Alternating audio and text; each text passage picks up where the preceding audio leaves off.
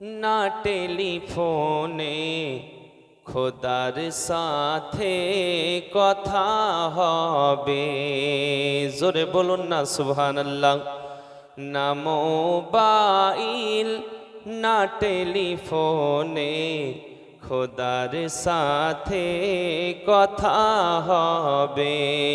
না মোবাইল না টেলিফোনে খোদার সাথে কথা হবে।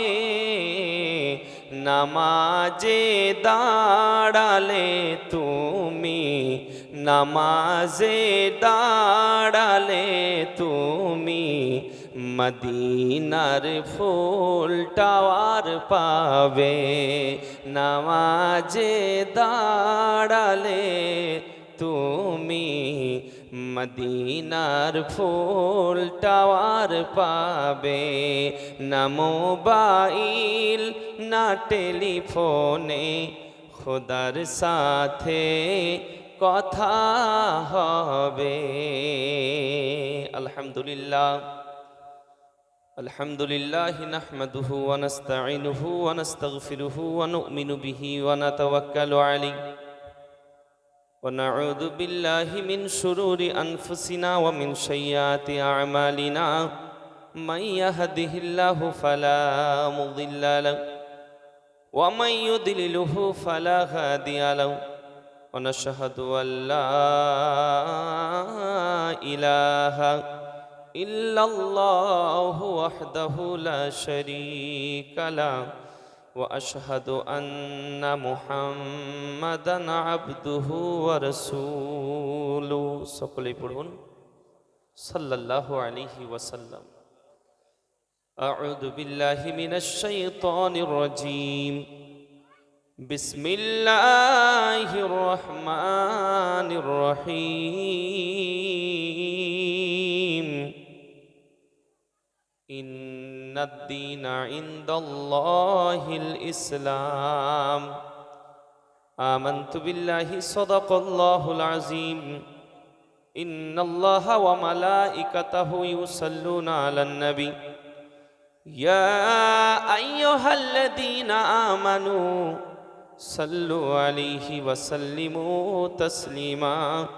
আল্লাহু রাব্বু মুহাম্মাদিন সাল্লাল্লাহু আলাইহি ওয়া সাল্লামা नहनु इबादु मुहम्मदिन सल्लल्लाहु अलैहि वसल्लम। सरवर कहूँ के मालिक व मौला कहूँ तुझे, बाग खलील का गुले जेवा कहूँ तुझे। तेरी तो वस्फ आए बे तन्हाई से है वारी। हाय राहु मेरे शाह में क्या क्या कहूँ तुझे। लेकिन रदा ने ख़त में सुकून इस पे कर दिया कि खालिक का बंदा खल्क का आका कहूँ तुझे। समस्त प्रशंसा সমগ্র তারিফ সেই মহান আল্লাহ পাকের জন্য, যিনি এক অদ্বিতীয় ওয়াহদাহু লা শারীক অনন্ত অসীম। সে আল্লাহ পাকের পরে পরে গুরুর গুরু জগৎ গুরু মক্কার মতি মদিনার জ্যোতি। बेबशु के बश बेकशु के कश बेशहरु को शहरा लगाने आले आका। করুণার প্রাণ মালিকে জমিন ও আসমান হাবিবে কিরদিগার নাইবে পরওয়ারদিগার মক্কার সর্দার মদিনার তাজদার। জি নবী আব্দুল্লাহর কলেজার টুকরা আব্দুল মুতাল্লিবের শ্রেষ্ঠ পোতা মা খাদিজাতুল কুবরা আনহুমার জান জিনার সম্মান করে জমিন হইতে আসমান। যে নবীর পেশাব করিলে পান মুক্তি দেয় জাহান্নাম, বলুন সুবহানাল্লাহ। সেই নবী পাক সাহেবে লাউলাক সাল্লাল্লাহু তাআলা আলাইহি ওয়াসাল্লামের উপর লক্ষ কোটি দরুদ এবং সালামের শান্তির ধারা বর্ষিত হোক, অর্পিত হোক। সকলে উচ্চ আওয়াজে ভক্তি ভরে জোরে সরে পড়ুন আল্লাহুম্মা আমিন। আরো জোরে পড়ুন আল্লাহুম্মা আমিন। আব্বাজি, আমরা বিভিন্ন জায়গায় বক্তব্য রাখি। প্রথমেই একটা কথা বলি যে আলোচনা শুনুন আলহামদুলিল্লাহ কম, কিন্তু আমলের একটু ধ্যান দেবেন। কারণ শোনার চাইতে আমল আমাদেরকে করতে হবে বাবা। সারা রাত আপনি ওয়াজ শুনলেন, বক্তব্য শুনলেন, ফজরের নামাজ কাজা, কি হলো? সবই বেকার। আপনি আলোচনা শুনছেন নামাজের, মা বাপকে ভালোবাসতে হবে, এই করতে হবে, সেই করতে হবে, দেখছি ফজরের নামাজ কাজা, ঘুমিয়ে কাটিয়ে দিলেন। তো এই তো আমরা মুসলমান। এই বক্তব্য বুঝতে পারলেন? এখন এমন যুগ হয়ে গেছে যে একটা যদি কথা এদিক ওদিক হয়ে যায়, তো এই যে ইউটিউবার ভাইরা আছে, আলহামদুলিল্লাহ আমার বক্তব্য ইন্টারনেটের মধ্যে আলহামদুলিল্লাহ লক্ষ লক্ষ মানুষও শোনে বা ইন্টারনেটের মধ্যে পায় বা পেয়ে যাবেন আপনারা, বা বিভিন্ন বক্তার বক্তব্য পাচ্ছেন। তো এখন খুব সাবধান যে না, হুজুর এই বিষয়টা নিয়ে এই বিষয় বলেছে, ইউটিউবার ভাইরা এইভাবে এমনভাবে বুঝতে পারলেন গুছিয়ে দেবে যে না আলহামদুলিল্লাহ শুনতে হবে, তাই তো কি বলেছে দেখি হুজুর। তো যুগ হচ্ছে বাবা এইটা, কিন্তু আমরা শুনছি অনেক, কিন্তু কি করছি, আমল করছি খুব কম। তার জন্য বলবো যে শুনতে হবে কম, আমলের দিকে হবে বেশি। জোরে বলেন। পবিত্র কালামুল্লাহ শরীফ থেকে আয়াতে কারিমা তেলাওয়াত করেছি, ইন্না দীনা ইনদাল্লাহিল ইসলাম, নিশ্চয়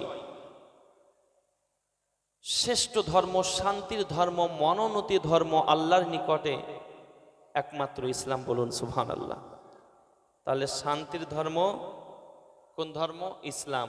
আর আমাদের ধর্মের নাম কি? একটু জোরে বলেন না। ইসলাম। একটু জোশ দেবেন তবেই তো। এখনো বক্তব্য আরম্ভ করিনি, এবার তো আরম্ভ হবে বাবা। তাহলে ধর্মের নাম ইসলাম। আমরা মুসলমান তো বাবা, মুসলমান। আজকে যেই দরবারে এসেছি সুবহানাল্লাহ, আল্লাহর ওলি যিনারা, প্রকৃত আল্লাহর ওলি এবং আল্লাহওয়ালা সুবহানাল্লাহ, তিনারা জিন্দা না মুর্দা? অবশ্যই জিন্দা।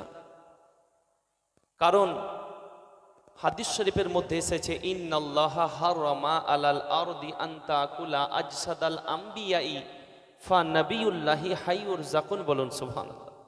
আল্লাহ পাক হারাম করে দিয়েছেন জমিনকে আম্বিয়াগণ, নবীগণদের জিসিমকে ভক্ষণ করার জন্য। জোরে বলেন সুবহানাল্লাহ। তাহলে ইনারা জিন্দা। তার জন্য বিভিন্ন ছন্দের মধ্যে বলে, ওগো আল্লাহর ওলি মরে না খো, অমর চিরদিন।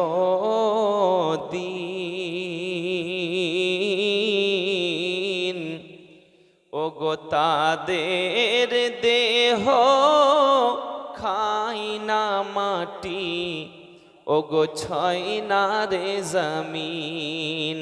জোরে বলুন। সশরীরে ঘুরে বেড়াই, সশরীরে ঘুরে বেড়াই, জমিন আকাশ বিছে, নয়ন ভরে দেখি তোমায়। ওগো অনেক কথা আছে, কোথায় আছো হুজুর গৌসুল আজম? এসো মোদের কাছে, নয়ন ভরে দেখি তোমায়। ওগো অনেক কথা আছে। জোরে বলা যাবে না? ওগো আল্লাহর ওলি মাজার থেকে সবই শুনতে পান, ওগো মুরিদের মুসিবতে, ওগো তিনি ছুটে যান। আল্লাহর ওলিদের সেই পাওয়ার আল্লাহ পাক দিয়েছেন, ক্ষমতা আল্লাহ পাক দিয়েছেন। যদি আপনি সত্যই আশিক হন, অবশ্যই আপনার বিপদে সাহায্য করবে আপনার পীর। জোরে বলেন। তার জন্য গজলে বলেন, ওগো আল্লাহর ওলি মাজার থেকে সবই দেখতে পান, মুরিদের মুসিবতে, ওগো তিনি ছুটে যান। খোদার দেওয়া টেলিভিশন, ওগো আল্লাহর দেওয়া টেলিভিশন আছে তাদের কাছে, নয়ন দেখি তোমায়, ওগো অনেক কথা আছে। জোরে বলুন। আব্বাজি ও ভাই জানেন, আমরা অলি আল্লাহর দিওয়ানা, নবীজির দিওয়ানা, কিন্তু বাবা কর্মের মধ্যে করি না। মুখে বলি নবীর দিওয়ানা। আল্লাহ পাক আল্লাহ তাআলা বলতে আছেন, আমার নবী দো জাহান সাল্লাল্লাহু তাআলা আলাইহি ওয়াসাল্লামকে ভালোবাসো। কুল ইন কুনতুম তুহিব্বুনাল্লাহ ফাত্তাবিউনি ইউহিব্বুকুমুল্লাহ। সত্যই তোমরা যদি আমি আল্লাহ আমাকে ভালোবাসতে চাও, আমি আল্লাহ পাক আমাকে মোহাব্বত করতে চাও, আমি আল্লাহ আমাকে প্রেম করতে চাও, সর্বপ্রথম আমার হাবিবকে ভালোবেসে নাও, আমার মুস্তাফাকে ভালোবেসে নাও, রাসূল পাককে ভালোবেসে নাও, আমি আল্লাহ আমাকে ভালোবাসা হয়ে যাবে। আবার দ্বিতীয় জায়গায় আমার আল্লাহ পাক বলতে আছেন, জগৎবাসী শুনে নাও, তোমরা যদি আমার সঙ্গে ডাইরেক্ট কন্টাক্ট করতে চাও, আমাদের মতো কিছু মানুষ, কিছু যুবক ভাই বলতে আছেন, we would like to contact almighty Allah directly, it is possible for us. ওগো আল্লাহ পাক, আমরা ডাইরেক্ট তোমার সঙ্গে কন্টাক্ট করতে চাই, ডাইরেক্ট তোমাকে ভালোবাসতে চাই, ডাইরেক্ট তোমার সঙ্গে প্রেম রাখতে চাই, অন্য কাউরি মাধ্যম চাই না, অন্য কাউরি সাহায্য চাই না, অন্য কাউরি সহযোগিতা চাই না। আল্লাহ পাক বলতে আছেন, ও জগৎবাসী শুনে নাও, আমি আল্লাহ আমার সঙ্গে ভালোবাসা যদি রাখতে যাও, আমাকে যদি উলফাত করতে চাও, আমার সঙ্গে কন্টাক্ট করতে চাও, তো সর্বপ্রথম আমি কোরআনের মধ্যে ঘোষণা করেছি, মাইয়ুতির রাসূল ফাকাদ আতা আল্লাহ। আমি নবী, আমি আমার হাবিব, আমার মুস্তাফাকে ভালোবেসে নাও, আমার প্যারা হাবিবকে ভালোবেসে নাও। মাইয়ুতির রাসূল ফাকাদ আতা আল্লাহ, जिसने रसूल की এতাআত की उसने अल्लाह के এতাআত की। যে নবীকে ভালোবাসলো, আমি আল্লাহ আমাকে তারা ভালোবাসলো, সর্বপ্রথম নবীকে ভালোবাসতে হবে। আর নবী যদি খুশি হয়ে যায়, নবী যদি রাজি হয়ে যায়, আমি আল্লাহ পাক আমিও রাজি হয়ে যাব, কারণ আমার হাবিব যাতে রাজি, আমি আল্লাহ তাতে রাজি। জোরে বল। তাহলে পরিষ্কার হয়ে গেল বাবা, ডাইরেক্ট যদি মনে করেন আল্লাহকে ভালোবাসবো, ডাইরেক্ট আল্লাহকে মোহাব্বত করব, ডাইরেক্ট আল্লাহর সঙ্গে কন্টাক্ট করব, পাবেন না। কারণ আল্লাহ পাক বলতে আছেন, আমাকে ভালোবাসতে গেলে কাকে ধরতে হবে? কাকে? মুস্তাফা কি, দয়াল নবী মুস্তাফা কি। এবার আপনি চলে আসুন, নবী পাককে বলতে আছেন, ইয়া রাসূলুল্লাহ, ইয়া হাবিবাল্লাহ, হুজুর, আপনাকে যদি ভালোবাসা হয় কোনো মাধ্যম আছে নাকি? আপনাকে যদি প্রেম করা হয় কোনো শর্ত রয়েছে নাকি? ইয়া রাসূলুল্লাহ, আপনি বলে দিন।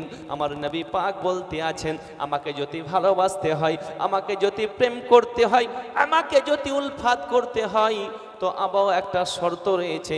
সেই শর্ত হলো, আমি নবী, আমাকে ডাইরেক্ট তোমরা পাবে না।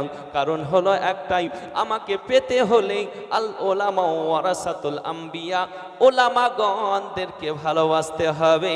তারা যদি রাজি হয়ে যায়, আমি নবী রাজি হয়ে যাব। আল্লাহর ওলিগণ, ওলামাগণ, তাদেরকে মুহাব্বত করতে হবে। এই যে আলিম ওলামা বসে আছে না নাই স্টেজে, এই যে দেখছেন, সুবহানাল্লাহ, আরো আলিম ওলামা ছিলেন। আব্বার আমার, আলিম ওলামার জন্য মিশকাত শরীফের হাদিসে বলে, ইন্না আহলা সামাওয়াতি ওয়াল আরদা হাত্তা নামলাকা ফি যুহুরিয়া ওয়া হুতা ফিল মা। বলুন সুবহানাল্লাহ। একটা হাক্কানি আলিমের জন্য জমিন আসমানের ফারিস্তা, গর্তেতে থাকা পিঁপড়ে, পানিতে থাকা মাছেরা দোয়ায়ে খায়ের করে। জোরে বলবেন না? আরেকটু জোরে। তাহলে একটা হাক্কানি আলিমের জন্য জমিন আসমানের ফারিস্তা দোয়া করে, আর আমরা আলিমকে খুব ছোট নজরে দেখি না?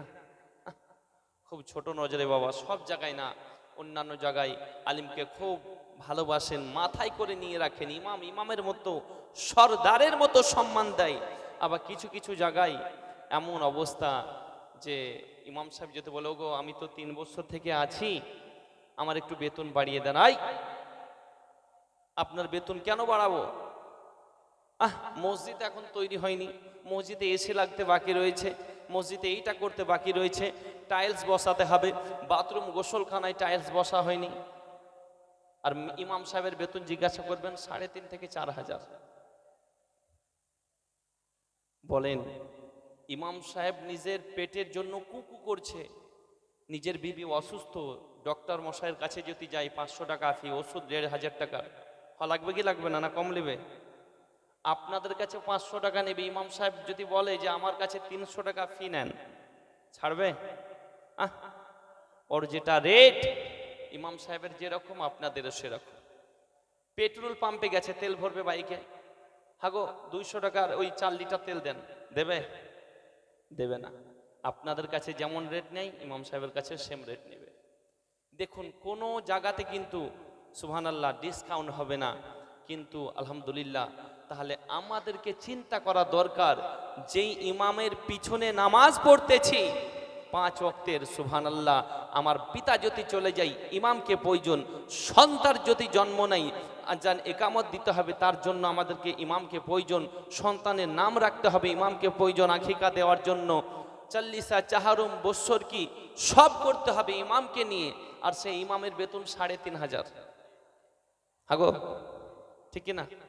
3,500। আচ্ছা, এই যে নামাজগুলো পড়ছেন টপটপ, আপনি নিজের বিবেকে বলেন যে ইমাম সাহেবের নামাজের দিকে ধ্যান হবে না, বাড়ির দিকে চিন্তা হবে যে আমার বিবিটা অসুস্থ? তার জন্য কমপক্ষে চিন্তা করতে হবে, মানে যুগ হিসাবে, জামানা হিসাবে, যাতে ইমাম সাহেবেরও পুষিয়ে যায়। কমপক্ষে আমাদেরকে যেটা প্রয়োজন, আলহামদুলিল্লাহ, মার্কেট অনুযায়ী, জিনিসপত্র দাম অনুযায়ী ইমামদেরও একটু বেতনের দিকে আমাদেরকে খেয়াল রাখা দরকার। আমি একটা জায়গা গিয়েছিলাম বাবা, এই বাঁকুড়ার এই সাইডে, তার জন্য বললাম 3,500 টাকা বেতন। আচ্ছা, সংসার কিভাবে চলবে? মানে সরকারের যে বেতনটা পাই, বলছে ওইটা না 500 টাকা করে দেয় গ্রাম থেকে। আচ্ছা, ওই ইমাম বলেন ওর মন ঠিক থাকবে, মস্তিষ্ক ঠিক থাকবে, নামাজে মন লাগবে? আমাদেরকে ভাবা দরকার বাবা, যে কাকে ইমাম বানিয়েছি আর কাকে আমরা কি বেতন। একটা ইমামের বেতন সুবহানাল্লাহ আপনি দিতে পারবেন না, কারণ ছোট থেকে আলিম ওলামা যখন তৈরি হয়েছে, আলিম তৈরি হয়েছে, কতই না লুঙ্গি ছিঁড়েছে, আর কতই না পায়জামা ছিঁড়েছে, কতই না পাঞ্জাবি ছিঁড়েছে, কত কষ্ট করেছে সুবহানাল্লাহ। ঠিক মতো খাবার ঠিকঠাক পায়নি, তবু আল্লাহর কালাম শিখে গেছে। আব্বারা আমার, এইভাবে আস্তে আস্তে আস্তে 12, 14, 15 বছর টানা পড়তে হয়েছে তাকে, তারপরে এই জায়গাটা, সে মকামটা হাসিল করেছে, জায়গাটা পেয়েছে। আর আমরা সেই মকামটা কিনতে পারি 2,500-3,000? কখনো না বাবা। একটু খেয়াল রাখবেন বাবা, আলিম ওলামারা যে প্রশ্নের উত্তর দিয়ে দিবে, কেম কলেজের প্রফেসর পারবে না, ডক্টর পারবে না, ইঞ্জিনিয়ার পারবে না, কেউ পারবে না আব্বার আমার। কারণ একটা আলিম যে প্রশ্নের উত্তর দিয়ে দেবে, কাউরি দেওয়ার ক্ষমতাই না। একটা আলিম পানি 1 গ্লাস যদি প্রশ্ন করা হয়, একটা কেএম কলেজের প্রফেসরকে পানিটা পাক না না পাক বলতে পারবে না। পানির মধ্যে হাইড্রোজেন, অক্সিজেন বলে দেবে, পানির নিউটনের শত্রু বলে দেবে, কিন্তু পানিটা পাক না পাক যদি বলতে পারে ইমাম সাহেব বলবে। কারণ ইমাম বলবে যে পানির মধ্যে 3টি বৈশিষ্ট্য থাকে, এক হচ্ছে পানির রং, দ্বিতীয় হচ্ছে পানির স্বাদ, তৃতীয় হচ্ছে পানির বু। রং, স্বাদ, বু, এই 3টির মধ্যে 2টি পরিবর্তন যদি হয়ে যায়, পানিটা নাপাক হয়ে যাবে, অর্থাৎ পানিতে ওযু হবে না, পানিতে গোসল হবে না। আবার যদি 3টির মধ্যে 2টি তার মধ্যে বৈশিষ্ট্য থাকে, একটি পরিবর্তন হয়, তাহলে পানিটা পাক, সেই পানিতে ওযু হবে, গোসল হবে। বলুন সুবহানাল্লাহ। তাহলে দেখুন, যে প্রশ্নের উত্তর কেএম কলেজের প্রফেসর, ডাক্তার, মাস্টার, ফেলোয়ার, একটা আলিম চুটকিতে উত্তর দিয়ে দিল। আব্বার আমার, আজকে সেই ফর্মুলার আমার বক্তব্য না, শুধু আলিম ওলামাদেরকে সম্মান করবেন, কারণ নবী পাক বলেছেন, মান তাশাব্বাহা বিকওমিহি ফাহুয়া মিনহুম, যে যাকে ভালোবাসবে তার সঙ্গে তার হাসর হবে। জোরে বলেন। তাহলে আপনি যাকে ভালোবাসবেন, আপনার সঙ্গে তার হাসর হবে বাবা। দ্য ডিসিশন ইজ ইউর, সিদ্ধান্ত নেবেন আপনি। আমার মায়েদের জন্য আজকে আলোচনা করব বলেছি, মায়েদের বিষয়ে আলোচনা করব মুহাব্বতে, উচ্চ আওয়াজে, ভক্তি ভরে আরেকবার দরুদের ডালিয়া পাঠ করুন। আল্লাহুম্মা সাল্লি আলা সাইয়্যিদিনা মাওলানা মুহাম্মদ ওয়া আলা আলি সাইয়্যিদিনা মাওলানা মুহাম্মদ বাদ সাল্লাল্লাহু তাআলা আলাইহি ওয়াসাল্লাম। তাহলে ইসলাম হচ্ছে শ্রেষ্ঠ ধর্ম, তাই তো ভাবছি, ঠিক কি না? দেখুন, আমরা নয়, একজন বেধর্মী ব্রিটিশের বৈজ্ঞানিক, একটু ধ্যান দিবেন, আমার বক্তব্য একটু আলাদা কোয়ালিটির। ব্রিটিশের একজন বৈজ্ঞানিক যিনার নাম মিস্টার জর্জ বার্টনার শা। কি বললাম? মিস্টার জর্জ বার্টনার শা, একজন বড় বৈজ্ঞানিক।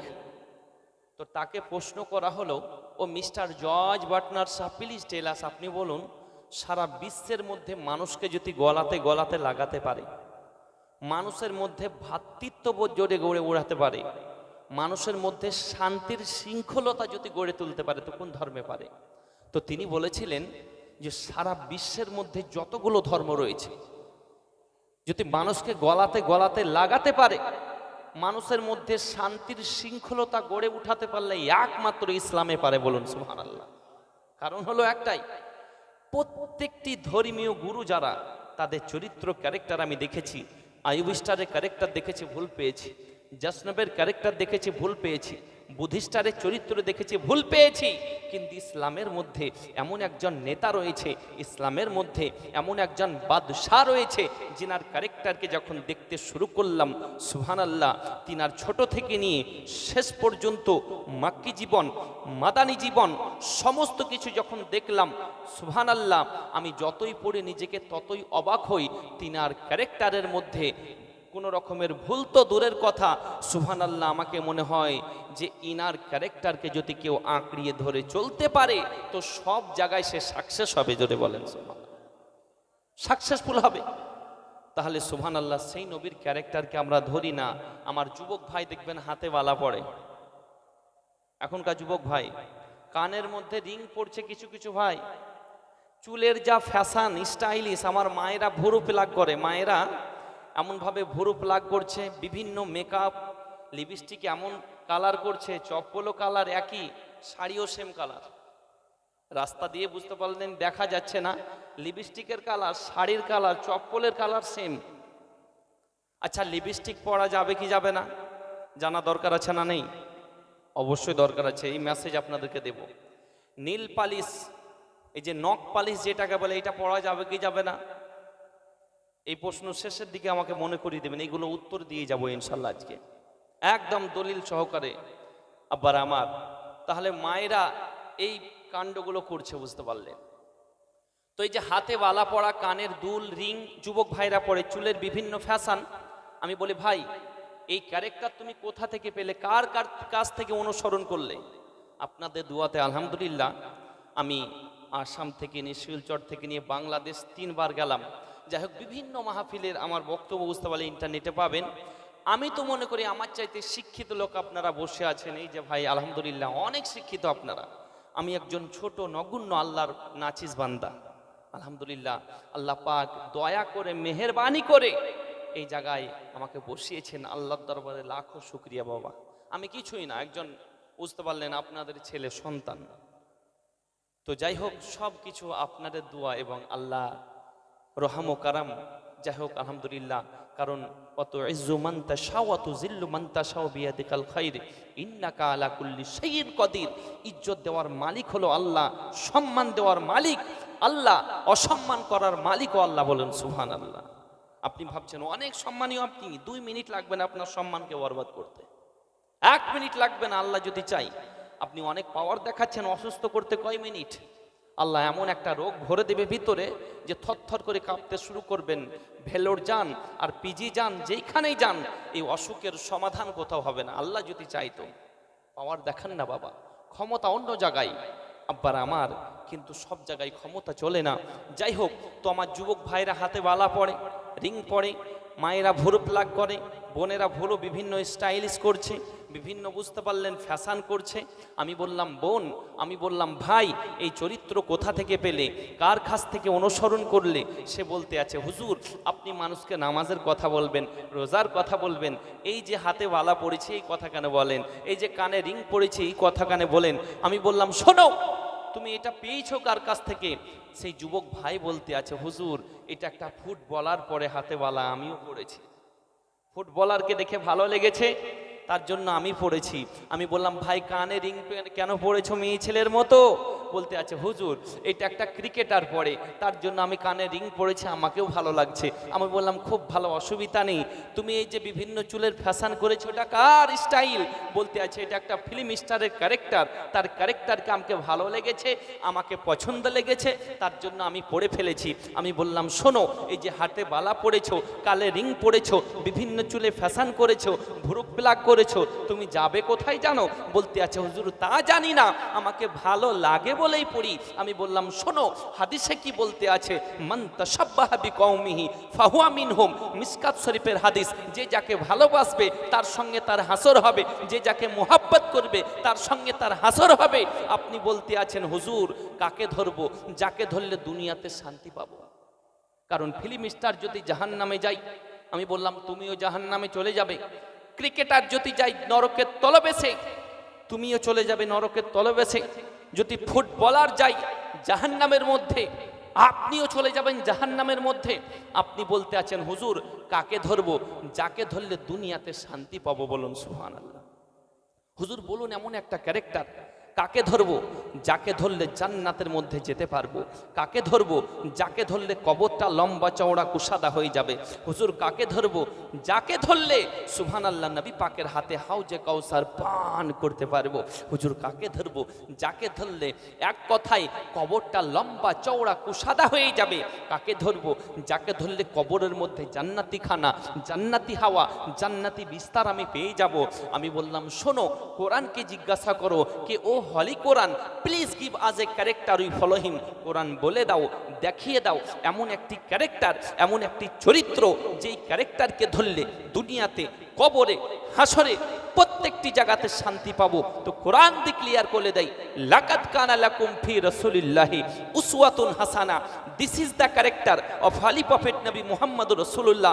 মুস্তাফার ক্যারেক্টারকে ধরে নাও, রাসূলুল্লাহর ক্যারেক্টারকে ধরে নাও, সব জায়গায় শান্তি পেয়ে যাবে। বলুন সুবহানাল্লাহ।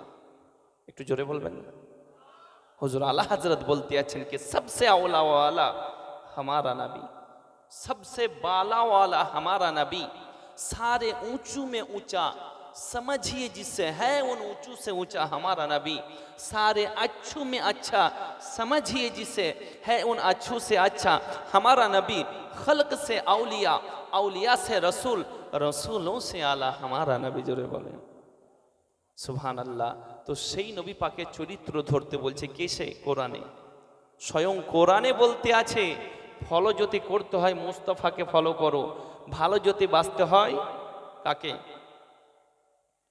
মন যদি দিতে হয় নবীকে দিও, মন যদি দিতে হয় নবীকে দিও, ভালো যদি বাঁচতে হয়, ভালো যদি বাঁচতে হয় নবীকে বাসিও, মন যদি দিতে হয় নবীকে দিও, আহা মন যদি দিতে হয় নবীকে দিও। আমাদের জন্য কান্দেন নবী, কেঁদেছিলেন এই যে দুনিয়ায়, এখনো কান্দেন নবী সোনার মদিনায়। জোরে বলুন। আমাদের জন্য কেঁদেছিলেন এই যে দুনিয়ায়, এখনো কান্দেন নবী সোনার মদিনায়। ওগো সেই নবীজির মুহাব্বতে দরুদ পড়িও, মন যদি দিতে হয় নবীকে দিও, মন যদি দিতে হয় নবীকে দিও, ভালো যদি কই বলুন বলুন বাসো, ভালো যদি বাসো, মন যদি দিতে হয় নবীকে দিও। না মেম্বরের বিটিকে ভালোবাসবেন? মন দিয়া যাবে না বাবাজি, ওই মেম্বরের বিটিকে ভালোবাসলে হবে না, আব্বার আমার প্রধানের বিটিকে ভালোবাসলে হবে না, ডাক্তারের মেয়েকে ভালোবাসলে হবে না।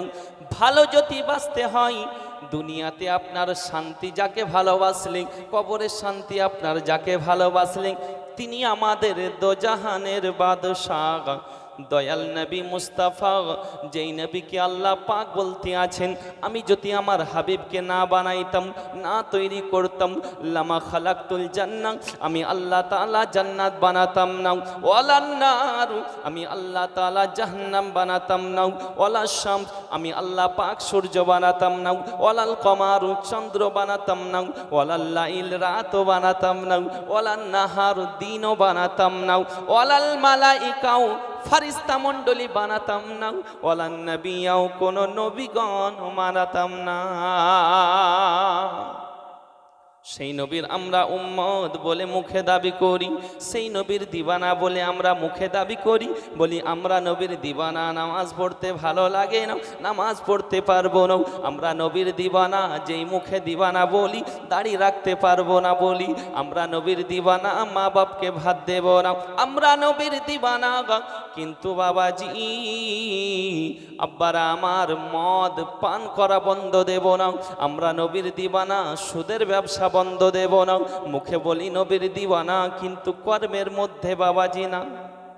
আমি বলবো একটাই কথা, সেই নবী পাককে সাহাবায়ে কেরামগণ কেমন ভালোবেসেছেন, সাহাবায়ে রাসূলগণ কেমন মোহাব্বত করেছেন, আর আমরা কেমন মোহাব্বত করি বাবাজি, সেই নবী পাককে সাহাবায়ে রাসূলগণ কেমন হালে মোহাব্বত করেছেন, কেমন প্রেম করেছেন আব্বাজি শুনেছেন বাবাজি। আমার নবী পাক যখন বললেন আসসালাতু মিফতাহুল জান্নাহ, নামাজ হলো জান্নাতের চাবি, নামাজ হলো জান্নাতের চাবি, ও সাহাবায়ে কেরামগণ তোমরা যদি নামাজ পড়ো জান্নাতের চাবি পেয়ে যাবে। সাহাবায়ে কেরামগণ শুনলেন, হযরতে আবু বকর নামাজ পড়লেন, উমারে ফারুক, উসমান গনি, হযরতে আলী রাদিয়াল্লাহু তাআলা আনহু, ইনারা নামাজ পড়তে শুরু করেছেন বাবাজি। আব্বাজি এমন অবস্থায় একদা এক সময় হযরতে আলী রাদিয়াল্লাহু তাআলা আনহুর যুদ্ধের ময়দানে পায়ের মধ্যে তীর ঢুকে গেছে। যখন তীর ঢুকে গেছে, ওই তীরটাকে যখন সাহাবায়ে কেরামগণ বের করতে আছেন, টান দিতে আছেন, হযরতে আলী রাদিয়াল্লাহু তাআলা আনহু বলতে আছেন, আমার এই তীরের মধ্যে তোমরা হাত দেবে না, এই তীরের মধ্যে কেউ টাচ করো না, কারণ আমি আলী ব্যথা পাই, আমাকে ব্যথা লাগে, আমাকে কষ্ট লাগে, তোমরা এই তীরের মধ্যে কেউ হাত দিও না। আমার রাসূল পাক বলতে আছেন, সাহাবা শুনে নাও, আমার আলীর পা থেকে তীর তোমরা বের করো নাও। আমার আলী যখন নামাজের মাঝে দাঁড়াবে, নামাজের মধ্যে যখন চলে যাবে, তখন আমার আলীর পা থেকে তীরটাকে তোমরা বের করে নিও। মোহাব্বতে বলেন আব্বাজি ও ভাই জানেন, শুধু তাই নাই, নামাজের যখন ওয়াক্ত হয়ে গেছে, নামাজের সময় হয়ে গেছে, হযরতে আলী রাদিয়াল্লাহু তাআলা আনহু ওযু বানিয়ে যখন নামাজের মধ্যে চলে গেছেন, সাজদার মধ্যে চলে গেছেন, সাহাবায়ে রাসূলগণ কি করেছেন, হযরতে আলীর পা থেকে তীরটাকে টান দিতে আছেন, টান দিতে আছেন বাবাজি। হযরতে আলী উ করছেন না, আ করছেন না, ব্যথা লাগে সেটাও বলছেন না, সাহাবায়ে কেরামগণ টান দিতে আছেন। কিতাব বলতে আছে, হযরতে আলী রাদিয়াল্লাহু তাআলা আনহুর পা থেকে যখন তীরটাকে বের করা হয়, আব্বাজি অনেকগুলো তীরের সঙ্গে গোস্ত বের হয়ে চলে এসেছে। শুধু তাই নয়, তাই নয়, পুরো যাই নামাজের পাটি রক্তাক্ত হয়ে গেছে রে বাবা। হযরতে আলী নামাজ পড়তে আছেন, কিন্তু বাবাজি কোনো আওয়াজ নাই, সারা শব্দ নাই। হযরতে আলী নামাজ সমাপ্ত হলো, যখন নামাজ শেষ করে ফেললেন, সাহাবায়ে রাসূলগণ বলতে আছেন, ভাই আলী তোমার পা থেকে আমরা তীরটাকে বের করে ফেলেছি। হযরতে আলী বলতে আছেন, ও সাহাবায়ে রাসূলগণ, ও সাহাবা, ও আমার ভাইরা শুনে নাও, তোমরা কখন আমার পা থেকে তীর বের করেছো? আল্লাহর কসম করে বলি, আমি আলী বিন্দু পরিমাণ বুঝতে পারি না। আর একটু জোরে বল, নারে তাকবীর। আওয়াজ কই গো? খাওয়া দাওয়া মনে হচ্ছে হয়নি, আরেকটু গর্বী, নারায়ে তাকবীর, নারায়ে রিসালাত, নারায়ে বেলায়াত, ইয়া ওলি আল্লাহ। আব্বার আমার, গম্ভীর আরেকটু হবে, কিন্তু গম্ভীর মনে হচ্ছে না, শেষ হয়ে যাচ্ছে। হযরতে আলী বলতে আছেন, কখন যে তীর বের করেছেন আমি আলী বুঝতেই পারিনি বিন্দু পরিমাণ। জোরে বলেন সুবহানাল্লাহ। আব্বাজি ও ভাই জানেরা, শুধু তাই নাই, হযরতে আলী রাদিয়াল্লাহু তাআলা আনহু বলতে আছেন, আমি প্রথমবার সাজদাতে যাই, দ্বিতীয়বার ততক্ষণ পর্যন্ত সাজদা করি না। আমি আলী যতক্ষণ পর্যন্ত আমি আমার আল্লাহ রব্বুল আলামিন আল্লাহর দিদার লাভ না করি, ততক্ষণ পর্যন্ত দ্বিতীয় সাজদা করি না, যতক্ষণ পর্যন্ত আমি আমার আল্লাহর দিদার না করি। আমি আলী ততক্ষণ সাজদা করি না যতক্ষণ পর্যন্ত আমি আমার রবকে খুশি না করি। বাবা, তিনার নামাজ কেমন ছিল, আমাদের নামাজ কেমন? তিনি নামাজ পড়েছেন বাবা, তীর বের হয়ে গেছে, বুঝতে পারে নাই। আর আমাদের যদি মশাই কামড় দেয় তো কেমন লাগে? এই মশা, এই নামাজের ধ্যান ভেঙে যায়, মশার কামড়ের দিকে ধ্যান চলে আসে। শুধু তাই নয়, আমরা নামাজ পড়ি, গাড়ির চিন্তা করি, নামাজ পড়ি বাবা, বাড়ির চিন্তা করি, নামাজ পড়ি, বিভিন্ন জায়গার চিন্তায় পড়ে থাকি। কিন্তু হযরতে আলী বলতে আছেন, আমি একমাত্র একজনকে খুশি করার উদ্দেশ্যে নামাজ পড়ি, তিনি আমার আল্লাহ তাআলা। হযরতে আলীর যার সঙ্গে বিবাহ হয়েছে বাবা, তিনার নাম কি? হযরতে খাতুনে জান্নাত সালামুল্লাহি আলাইহা, হযরতে খাতুনে জান্নাত মা ফাতেমাতুজ জোহরা রাদিয়াল্লাহু তাআলা আনহা। ঠিক কি না বাবজি? একটু হ্যাঁ না বলুন। হযরতে খাতুনে জান্নাত নবী পাকের বেটি। মায়েদের আলোচনা এবার। নবী পাকের বেটি, সুবহানাল্লাহ।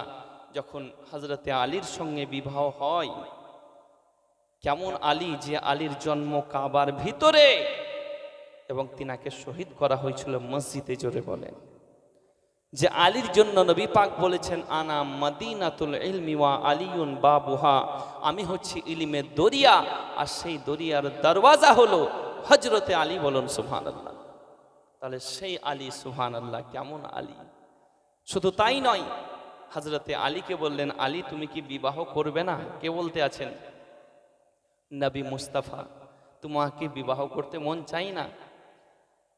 হযরতে আলী উত্তরে বললেন, ইয়া রাসূলুল্লাহ, ইয়া হাবিবাল্লাহ, হুজুর, বিবাহ করতে কার না ইচ্ছে জাগে, আর রহমাতাল লিল আলামিনের জামাই হওয়ার কার না মন জাগে? আমার নবী পাক বললেন, ও আলী, তুমি যে বিবাহ করবে, তোমার মোহরানা কি রয়েছে? তোমার দেন মোহর টাকা পয়সা কি রয়েছে অর্থ? হযরতে আলী বললেন, আকা ইয়া রাসূলুল্লাহ, ইয়া হাবিবাল্লাহ, হুজুর, আমার টাকা পয়সা বলতে অন্য কিছু নাই, দুইটা জিনিস রয়েছে। প্রথম নাম্বার, একটা হলো তালোয়ার, দ্বিতীয় হলো ঢল। ঢল এবং তালোয়ার, এই দুটো ব্যতীত আমার কাছে অন্য কিছু নাই। আমার নবী পাক বললেন, ও আলী, ঢল এবং তালোয়ার দুটোকে বিক্রি করে দাও, বিক্রি করে দাও। হযরতে আলী রাদিয়াল্লাহু তাআলা আনহু খুশিতে আত্মহারা খাতুনে জান্নাতের সঙ্গে বিবাহতে খুশি হয়েছেন, রাজি হয়ে গেছেন নবী পাক। তার জন্য হযরতে আলী মদিনার বাজারে চলে গেলেন ঢল তালোয়ার নিয়ে বিক্রি করার উদ্দেশ্যে। কিছুক্ষণ পর দেখে হযরতে উসমানে গনি জিন্নুরাইন আসতে আছেন, হযরতে আলীকে দেখেন, ও আলী ভাই, এই তালোয়ার এবং ঢল নিয়ে কি করবে?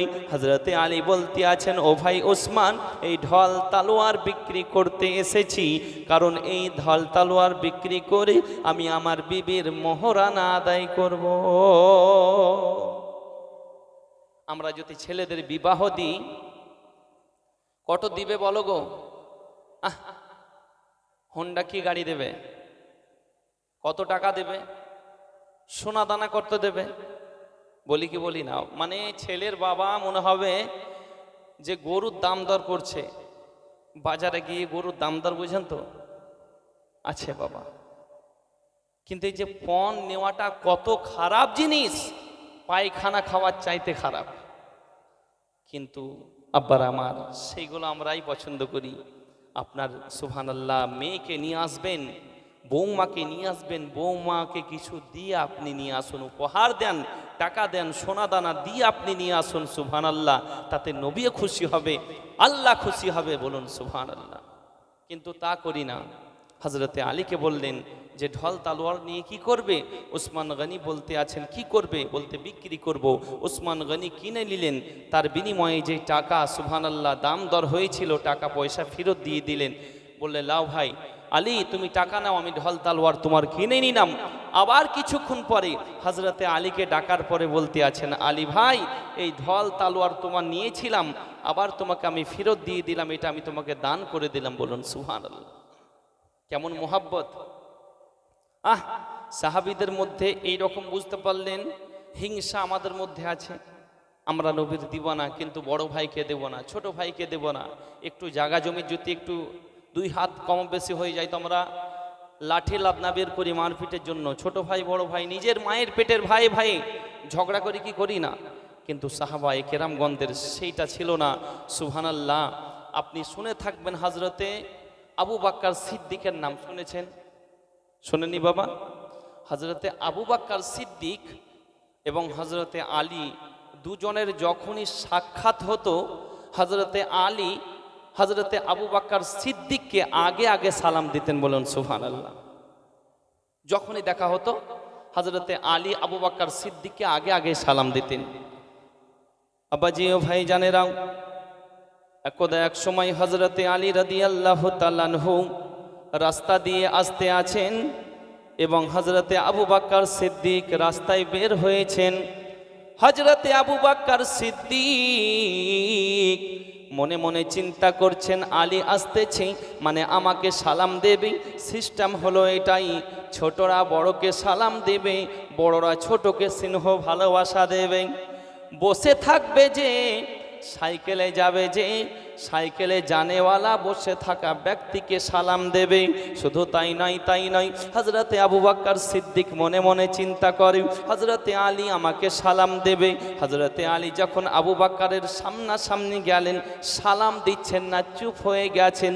হজরতে আবু বাক্কার থাকতে না পেরে বলতে আছেন আসসালামু আলাইকুম। হজরতে আলী বলতে আছেন ওয়ালাইকুম আসসালাম ওয়া রাহমাতুল্লাহি ওয়া বারাকাত। সালামের উত্তর হয়ে গেল। হজরতে আলী চলে গেলেন বাড়িতে। আর হজরতে আবু বাক্কার সিদ্দিকের বড় মন খারাপ, নবী পাকের দরবারে গেলেন। দরদি নবী আমার, হজরতে আলীর সঙ্গে যখনই দেখা হতো, আপনার জামাইয়ের সঙ্গে যখন দেখা হয় আগে আগে আমাকে সালাম দেয়।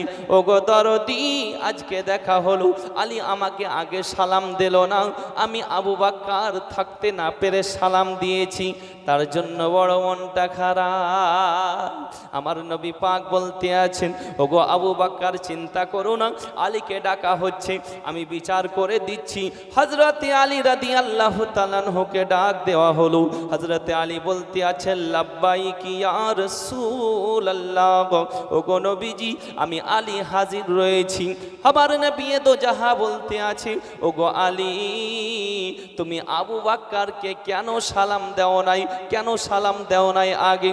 হযরতে আলী বলতে আছেন ইয়া রাসূলুল্লাহ ইয়া হাবিবাল্লাহ হুজুর, আমি আল্লাহ তাবারাক ওয়া তাআলার সালাত যখন আদায় করার পরে একটু বিছানার মধ্যে পিঠ লাগাই, আল্লাহর অশেষ রহমতে আল্লাহর তৈরি করা আমি জান্নাত দেখতে পাই।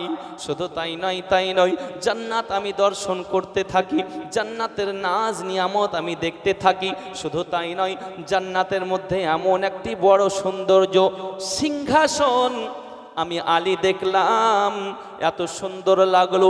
এবং সেই সিংহাসনটার মাথায় লেখা রয়েছে পৃথিবীর বুকে যারা আগে আগে সালাম দেবে এই সিংহাসনের মালিক তাকে বানানো হবে।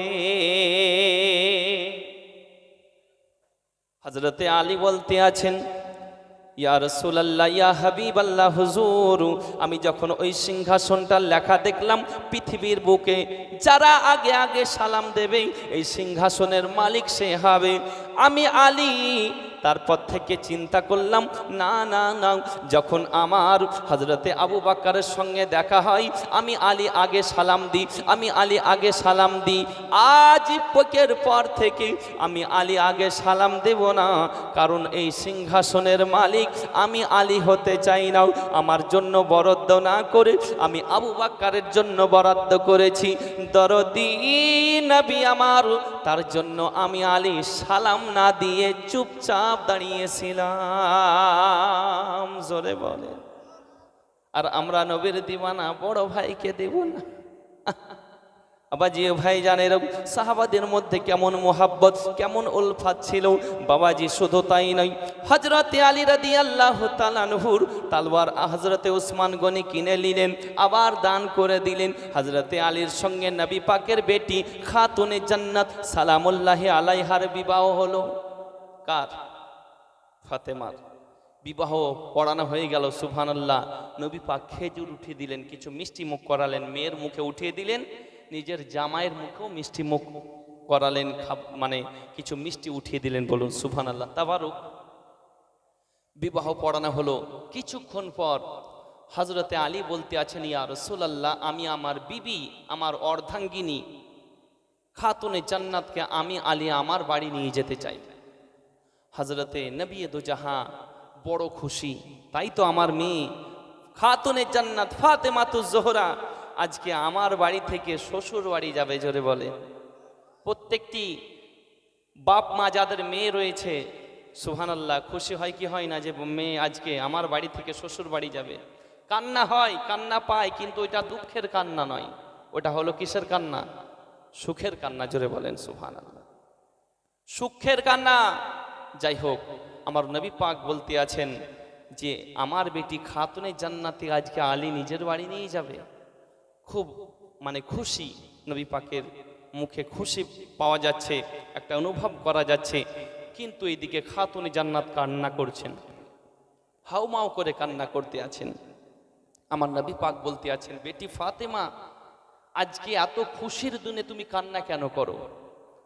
হযরতে খাতুনে জান্নাত সালামুল্লাহি আলাইহা বলতে আছেন, আকা ইয়া রাসূলুল্লাহ, ইয়া হাবিবাল্লাহ, হুজুর, ওগো দরদি,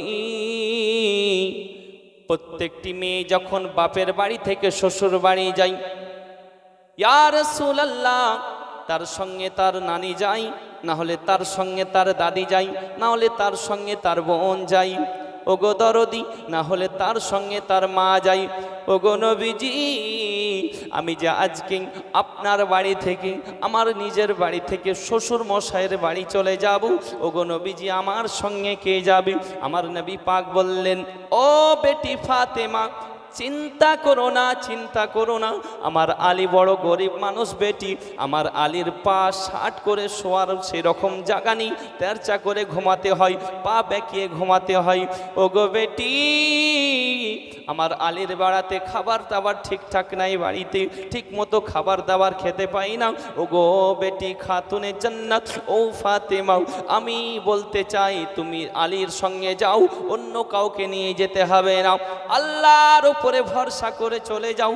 এবং আর একটা কথা বলি বেটি, আমার হযরতে আলী অর্থাৎ তোমার স্বামীকে, আমার জামাই আলীকে কখনো ব্যবহারের দিক থেকে, কথাবার্তার মাধ্যমে কখনো তুমি আঘাত দেবে না, কারণ আমার আলী যদি আঘাত পেয়ে যায় কাল কিয়ামতের ময়দানে তুমি যে আমার বেটি, এই কথা বলে আমি পরিচয়টা দেব না। কেমন শিক্ষা দিচ্ছেন নবী পাক নিজের বেটিকে, যে আমার আলীকে যেন কোনো সময়তে আঘাতদার কথা, ব্যবহারের দিক থেকে যেন আঘাত না পায়, নাহলে তোমার যে আমি পিতা, তুমি আমার বেটি, এই পরিচয়টাও দেব না। জোরে বলেন কেমন সুবহানাল্লাহ। তার জন্য গজলে বলে, কে জান্নাতি হতে চাও যদি ওগো নারী, পর্দা পুশিদা হও ওগো মা জননী। জান্নাতি হতে চাও যদি ওগো নারী, পর্দা পুশিদা হও ওগো মা জননী। শোনো না, শোনো না ওগো মা বোনেরা, শোনো না, শোনো না ও গো মা বোনেরা, যেমন ছিল মা ফাতেমা জননী, জান্নাতি হতে চাও যদিও গো নারী, পর্দা পুশিদা হও ও গো মা জননী। জোরে বলেন। জান্নাতি হলো সে কেমন করে,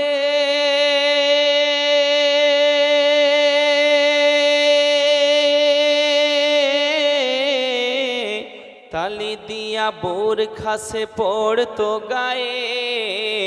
জান্নাতি হলো সে কেমন করে, তালি দিয়া বোরখা সে পড়তো গায়ে। দেখতে কেমন ছিল, ফর্সা না কালো ছিল, দেখতে কেমন ছিল, ফর্সা না কালো ছিল, স্বামী সন্তান ছাড়া কেউ তো দেখেনি। জান্নাতি হতে চাও যদিও গো নারী, পর্দা পুশিদা হও ও গো মা জননী। আর আমাদের বৌমা যদি বাড়িতে আসে তো গ্রাম পাড়া প্রতিবেশী সব ভালো করে দেখে ফেলে যে না অমুকের বউ এসছে কেমন। তারপরে স্বামী ভোঁসা, বুঝতে পারলেন, বলছে বাড়িতে তো 2-3 দিন থেকে তোকে দেখছে, তো চ একবার বাজারে, আমার সব লোকজন আছে মোটরসাইকেলের পিছনে চাপ, একবার দেখাই নিয়ে আসি বাজারের লোকজনকে তো চেহারাটা আছে না নেই, এরকমও আছে, মানে দেখাতে নিয়ে যাই বউকে। আব্বার আমার, কিন্তু খাতুনে জান্নাতের চেহারা নিজের স্বামী এবং নিজের বাচ্চা ছাড়া অন্য কেউ সে নিজের বলেন সুবহানাল্লাহ। তারপরে কি বলছেন সুবহানাল্লাহ। নামাজ কাজা হয়েছিল তেনাদের না, দেশ পোশাক খুব অল্প, তাকিয়া দিয়ে ডাবটি দিয়ে রেখেছেন, কিন্তু নামাজের দিকে কাজা ছিল না। আর আমাদের আলমারিতে লাল নীল সবুজ দেশ পোশাকের অভাব আছে, আছে গো, কিন্তু নামাজ কি ফাঁকা, নামাজের দিকে নেই। তার জন্য কবি বলছেন দেখুন, কে গরিব দুঃখী ছিল হযরত আলী, পারতো না কিনে দিতে নতুন শাড়ি, তবুও মা ফাতেমা করতো না গঞ্জনা, তবুও মা ফাতেমা করতো না গঞ্জনা, কারণ স্বামী ছিল তার নয়নের মণি। জান্নাতি হতে চাও যদিও গো নারী, পর্দা পুশিদা হও ও গো মা জননী। আব্বাজি হযরতে খাতুনে জান্নাত সালামুল্লাহি আলাইহা যখন বাবা এই কথা শুনলেন, নবী পাকের কথা, নবী পাক বললেন, বেটি খাতুনে জান্নাত কোনো সময় আমার জামাই আলীকে কষ্ট দেবে না, আর যদি আমার আলী কষ্ট পেয়ে যায়, আমি নবী কিয়ামতের ময়দানে আমি যে তোমার পিতা, তুমি যে আমার বেটি, এই পরিচয়টা দেব না। হযরতে খাতুনে জান্নাত ফাতেমা তো জোহরা রাদিয়াল্লাহু তাআলা আনহা কি করলেন বাবাজি, চলে গেলেন শ্বশুর বাড়িতে। 1 দিন 2 দিন 3 দিন পরে আমার নবী দো জাহান সালামুল্লাহি আলাইহার বাড়ি, খাতুনে জান্নাতের বাড়ি চলে গেছেন। দো জাহানের বাদশাহ দরওয়াজার মধ্যে আওয়াজ দেন, আসসালামু আলাইকুম ইয়া আহলাল বাইত, ও ঘরের মালিক, আপনাদের প্রতি আল্লাহর রহমত বর্ষণ হোক, আপনাদের প্রতি আল্লাহর করুণা বর্ষণ হোক। বাড়ির সঙ্গে যখন দরওয়াজায় আওয়াজ দেন, সালামের দেন, সালাম দেওয়ার সাথে সাথে খাতুনে জান্নাত নবী পাকের আওয়াজ শোনার সাথে সাথে উঠে গেছেন আর বলতে আছেন, ওয়া আলাইকুমুস সালাম ইয়া রাসূলুল্লাহ, ওগো দরদি নবী আমার, আজকে 3 দিন পরে আপনার বেটি খাতুনে জান্নাতের কথা মনে পড়েছে। ওগো নবীজি, আজকে 3 দিন পরে বেটিকে দেখার মন হয়েছে। আমার নবী পাক বলতে আছেন, বেটি ফাতেমা, ফাতেমা, ওগো বেটি ফাতেমা, বলো বলো, আল্লাহর পাকের অশেষ রহমত, যাই হোক আমি তোমার বাড়িতে এসেছি, তবে বলো বলো তুমি শ্বশুর বাড়িতে কেমন আছো, শ্বশুর বাড়িতে তোমার কেমন লাগে। হযরতে খাতুনে জান্নাত বলতে আছেন, ইয়া রাসূলুল্লাহ, ইয়া হাবিবাল্লাহ হুজুর, আল্লাহ পাকের অশেষ রহমতে, আল্লাহ পাকের দয়াতে আমি শ্বশুর বাড়িতে খুব ভালো আছি আব্বা। তবে কথা হলো একটাই, যেদিন থেকে বিবাহর পরে আপনি যে মিষ্টি মুখ করিয়েছিলেন ওগো দরদি, আজকে 3 দিন হয়ে গেল পেটের মধ্যে একটা দানা পর্যন্ত দেয় নাই। কারণ হলো একটাই, পানি পান করে দিনের পর দিন, রাতের পর রাত অতিবাহিত করেছি, তবু আল্লাহ পাকের ইবাদতের মধ্যে কোনো কমতি রাখি না। আমরা নামাজ পড়ি বাবাজি, আমরা না আসর সময় কাটিয়ে দিই, মাগরিবের টাইম হয়ে গেলেও আমরা চায়ের দোকানে, মদের আড্ডাতে, জোয়ার আড্ডাতে, রাস্তায় বেকার টাইম পাস করে দিই। কিন্তু খাতুনে জান্নাতের স্বামী হযরতে আলী রাদিয়াল্লাহু তাআলা আনহুর কোল মুবারাকায় নবী পাক আরাম করছেন, এদিকে আসরের সময় চলে যাচ্ছে। হযরতে আলী চিন্তা করতে আছেন, আজকে যদি আসরের নামাজ কাজা হয়ে যায় আমার কাজা পড়তে হবে, চিন্তা করতে আছেন। কারণ হযরতে আলী বলতে আছেন, আমি আলী জিন্দেগিতে নামাজ কাজা করি নাই, কিন্তু নবী পাক আরাম করতে আছেন, নবী পাককে যদি উঠিয়ে দিই আরামের ব্যাঘাত ঘটে যাবে, কিন্তু আমার নামাজ হয়ে যাবে। আমার নবী পাকের দো জাহানের বাদশার সাহাবী হযরতে আলী রাদিয়াল্লাহু তাআলা আনহু চিন্তা করছেন কি করা যায়, আমার নবীকে যদি উঠাই দিই তো আমার নামাজ হয়ে যাবে, আর নবী পাককে যদি না উঠাই নামাজ কাজা হয়ে যাবে। এইভাবে চিন্তা করেন হযরতে আলী। চিন্তা করতে করতে একটাই ডিসাইড করলেন, নামাজ যদি কাজা হয়ে যায় কাজা আদায় করা যাবে, কিন্তু নবী পাক যে আরাম করতে আছেন আমার কোল মুবারাকাতে, এই আরাম আর পরে পাওয়া যেতে পারে নাও পারে, ঠিক নেই। মোহাব্বতের কাজা হয় না, ইবাদতের কাজা হয়, ইবাদত কাজা হয়ে গেলে আদায় করা হয়। হযরতে আলী রাদিয়াল্লাহু তাআলা আনহু বাবা এই চিন্তা করতে করতে ডিসাইড করে ফেললেন, মোহাব্বত থাক, নবী পাকের আরামের ব্যাঘাত ঘটাবো না, ইবাদত যদি কাজা হয়ে যায় তাও ভালো, কিন্তু মোহাব্বতের কাজা হতে দেব না। বাবাজি হযরতে আলী রাদিয়াল্লাহু তাআলা আনহু কিন্তু কান্না করতে আছেন, হাউমাউ করে কান্না করতে আছেন।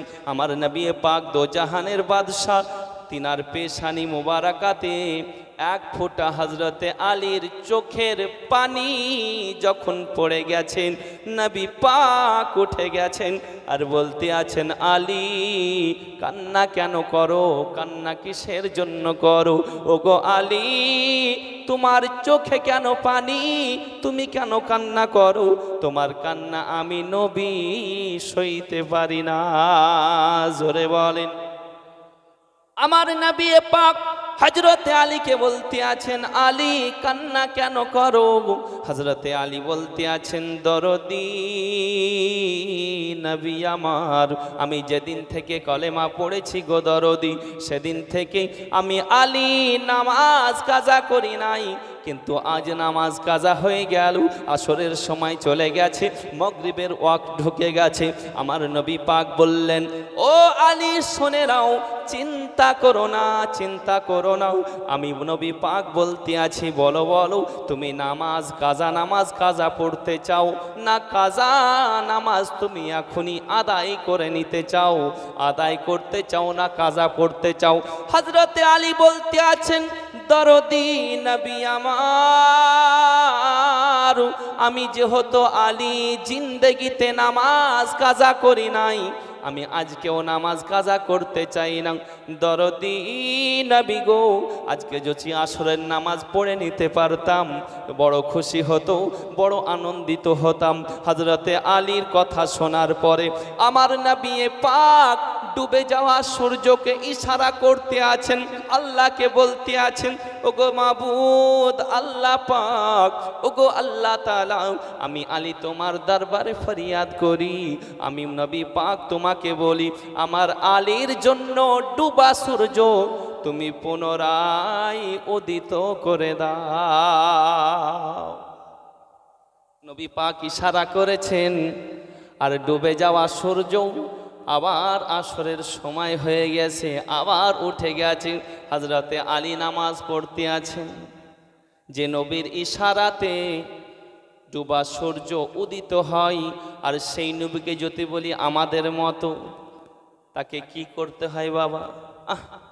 কারণ ওরে বিশ্ব জগৎ ঘুরলে যার জোড়া পাবে না, বিশ্ব জগৎ ঘুরলে যার জোড়া পাবে না, আমার নবীর মতো আর নবী হবে না।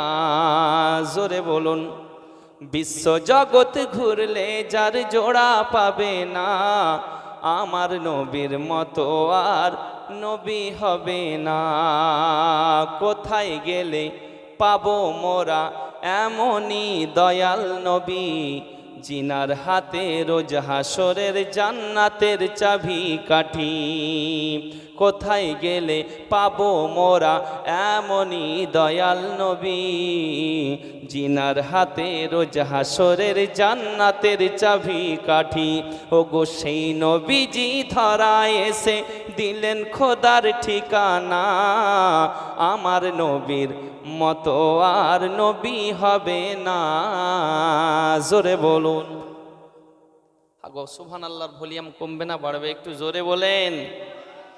নবী প্রেমিক যারা, ওলি প্রেমিক যারা, তাদের আওয়াজ কম হতে পারে না, ভলিউম বাড়তে থাকবে। কারণ যত আপনাদের মিটার বাড়বে আমারও মিটার তত বাড়বে। জোরে বলেন। আবার আমার শুধু তাই নয়, অনেকেই আমার ইন্টারনেটে শুনেছেন যে বাঁকুড়ার মধ্যে গেছিলাম, তো একজনা বুঝতে পারলাম, আমাকে চিঠি দিল এইভাবে যে হুজুর আসসালামু আলাইকুম। আমি বললাম ওয়ালাইকুম আসসালাম। বলছে একটু সুদ সম্পর্কে আলোচনা করবেন। সুদ, সুদ বোঝেন তো? আচ্ছা, সুদ খাওয়া হারাম না হালাল? একটু জোরে বলেন না। হারাম। তো আমি বললাম সুদ খাওয়া হারাম টোটালি, একদম। কারণ সুদ খাওয়া একদমই টোটালি হারাম। যাই হোক, যে বিস্তারিত বুঝতে পারলেন সুদের বিষয়ে বললাম। কিন্তু এক চাচা আমার বুঝতে পারলেন, খুব বয়স্ক না, বেশ দাড়িগুলো কেবলই একাটুকুন সাদা হয়েছে, ও হেলান দিয়ে ঘুমাচ্ছিল, বুঝতে পারলেন। তো সে ভেবে নিয়েছে যে দুধ খাওয়া হারাম। সমস্যা আছে না নেই? এদিকে সুদের আলোচনা চলছে আর ও ভেবে নিয়েছে দুধ খাওয়া হারাম। বিপদ আছে না নেই? আব্বার আমার এবার বাড়িতে যাওয়ার পরে তার বিবি বলতে আছে যে গো এলাও, শীতের সময়তে তুমি তো প্রতিদিন দুধ খাও, জলসা শুনে এলাও। তো বলছে ওই দুধ হারাম জিনিস আর খাবো না, হারাম জিনিস আর চলবে না। এতদিন যাই খেলাম খুব হলো, কিন্তু বক্তা সাহেব বলেছে দুধ খাওয়া হারাম। বিপদ আছে না নেই? আব্বার আমার শেষ পর্যায়ে আমি যখন সকালে চলে আসি, আমাকে বলতে আছে হুজুর আপনার সঙ্গে একটা কথা আছে। আমি বললাম বলুন। সেই মহিলাটা বলতে, তার স্ত্রী। বললাম কি বলছেন বলুন। কারণ তাদের পাওয়ার তো জানেন, এই লক্ষ্মী ভান্ডার 500 পেতো, এখন 1000 পাচ্ছে। পাওয়ার হবে কি হবে না? আব্বার আমার তাদের কিন্তু পাওয়ার আছে। তারপরে মুরগির ডিম বিক্রি করার টাকা, লেবু বিক্রি করার টাকা, স্বামীর পকেটের টাকা, বিভিন্ন রকমের টাকা ওদের ফান্ড রয়েছে। আব্বার আমার তাদের অভাব নাই, অসুবিধা নেই, আলহামদুলিল্লাহ। কিন্তু আমার মা বোনেরা যদি একটু ঠিক মতো চলে, আলহামদুলিল্লাহ, তাদের জন্য জান্নাতে যাওয়া খুব সহজ। কারণ যে মায়ের পেট থেকে হুজুর গৌসে পাক এসেছেন, যে মায়ের পেট থেকে আল্লাহর অলিগণ এসেছেন, নবীগণ এসেছেন, হাফেজ, মুফতি, কারি, মাওলানা, মুহাদ্দিস, মুহাক্কিক, এদিকে মাস্টার, ডাক্তার, ইঞ্জিনিয়ার, প্রফেসর সকলে এসেছে সেই মায়ের পেট থেকে। ঠিক কিনা বাবা? একটু হ্যাঁ না বলেন। সেই মা যদি ঠিক মতো চলতে পারে, সুবহানাল্লাহ, তো তাদের জান্নাতে যাওয়া খুব সহজ হয়ে যাবে। কিন্তু আফসোসের বিষয় যে এখনকার পর্দা এমনভাবে করছে, দেখে মনে হচ্ছে গোপাল জর্দা। পর্দা নয়, গোপাল জর্দা। আব্বার আমার আফসোস, এই মেলা যা হয়েছে আজকে না, জাকজমাট মেলা, জলসার চাইতে মেলা, বুঝতে পারলেন। গেটে যখন নামি, ওখান থেকে আসছি তো মানে মেয়ে ছেলের ঠেলা দেওয়া যাচ্ছে না। হুজুর না কেউ দেখে বসে আছে, একদম হেঁটে বেড়াচ্ছে, বুঝতে পারলেন, এমনভাবে। আব্বার আমার কিন্তু কমপক্ষে দেখুন, একটা খোসা লাগানো চকলেট আর একটা খোসা ছাড়ানো চকলেট, দুটোর মধ্যে আপনি চুজ করবেন কোনটাকে? খোসা যেটাকে লাগানো আছে, কভার লাগানো আছে, ওইটাই তো নেবেন। যেটা খোলা রয়েছে ওইটা তো পিঁপড়ে পড়তে পারে, মশা পড়তে পারে, মাকড়সা যেতে পারে, মাছি পড়তে পারে, নোংরা আবর্জনা পড়তে পারে। আপনি খোসা যেটা লাগানো রয়েছে, কভার, সেইটাকে চয়েস করবেন। আব্বার আমার একটা খোসা ছাড়ানো কলা আর একটা খোসা লাগানো কলা চুজ করবেন কোনটা? খোসা লাগানো কলা। তাহলে যার কভার আছে তার সম্মানও আছে, সুবহানাল্লাহ, সবাই চয়েস করবে। তার জন্য মাকে বলবো আপনি পর্দার মধ্যে থাকবেন, দুনিয়াতে সম্মান বাড়বে আপনার, আল্লাহর দরবারেও সম্মান বাড়বে, জোরে বলে। কিন্তু আমরাই তো ভুল করছি এগুলো। মেয়ের বয়স হচ্ছে 9 বছর, এমন ড্রেস পোশাক কিনে এনে দিচ্ছি, টাইট ফিটিং জিন্স, আব্বারা আমার। তাহলে ভুলটা কাদের? আমাদের না? অবশ্যই আমাদের। আব্বাজি যাই হোক, তো একটু চেষ্টা করবেন এই দিকে, কারণ নিজের বেটি, নিজের মা, নিজের বোন সকলেই আছে। একটু কমপক্ষে আমরা যদি পর্দার আড়ালে রাখি তাদেরকে, সুবহানাল্লাহ, তো তাদের সম্মান বরঞ্চ কমবে না, বরঞ্চ বাড়বে। বলুন সুবহানাল্লাহ। একটু খেয়াল রাখবেন। আমি বললাম কি প্রথমেই বক্তব্য শুনেন কম, আমল করবেন বেশি। দেখুন, এক গ্লাস পানি পান করলেও সুন্নত আছে কয়টি? 6টি। দেখে পানি পান করতে হবে, বসে পানি পান করতে হবে, ডান হাতে পানি পান করতে হবে, বিসমিল্লাহির রহমানির রহিম বলে পানি পান করতে হবে, 3 শ্বাসে পানি পান করতে হবে। পানি পান করা কমপ্লিট হলো, আলহামদুলিল্লাহ পড়তে হবে। বলুন সুবহানাল্লাহ। কয়টি সুন্নত হলো? 6টি। দেখে, বসে, ডান হাতে বিসমিল্লাহির রহমানির রহিম বলে 3 শ্বাসে পানি পান করা শেষ হলো, আলহামদুলিল্লাহ। 6টি সুন্নাত। পানি পান করতে গেলে কতগুলো সুন্নত ফলো করতে হয়েছে, ঠিক কিনা বাবজি? একটু খেয়াল রাখবেন বাবা। শুধু শুনলে হবে না, কমপক্ষে পানি পানটা ঠিক মতো করেন। নাহলে রাস্তার মধ্যে দাঁড়িয়ে বাম হাতে, বুঝতে পারলেন, পানির বোতল আর ডান হাতে সিগারেট ধরে আমরা চালিয়ে দিচ্ছি, পানি পান করছি কি? হ্যাঁ, স্টাইলটাই আমরা দেখাচ্ছি, কিন্তু সিস্টেম তো ওটা না। সুন্নাতে রাসূলের সিস্টেম হলো এই 6টি সুন্নাত। বলুন সুবহানাল্লাহ। তো সেই মহিলা বলছে, হুজুর আপনি বলেছেন দুধ খাওয়া হারাম। হলো না তো মা, কারণ দুধের মধ্যে 7টি উপকার রয়েছে, ফায়দা, বেনিফিট। আমি কেন বলতে যাব দুধ খাওয়া হারাম? বলছেন আপনি বলেছেন আমার স্বামী দুধ খেলো না।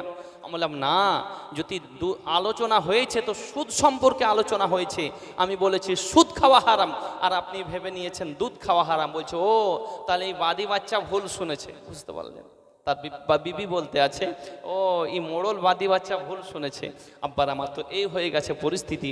আমি বলবো একটাই কথা, এই হেলান দিয়ে ঘুমিয়ে গিয়ে ইমাম সাহেব কি বললো আর কালকে বক্তা সাহেব কি বললো তার অপব্যাখ্যা যদি করবেন না, কারণ যা করবেন এখনই করেন, সামনাসামনি ইনশাল্লাহ ডিসকাস হবে।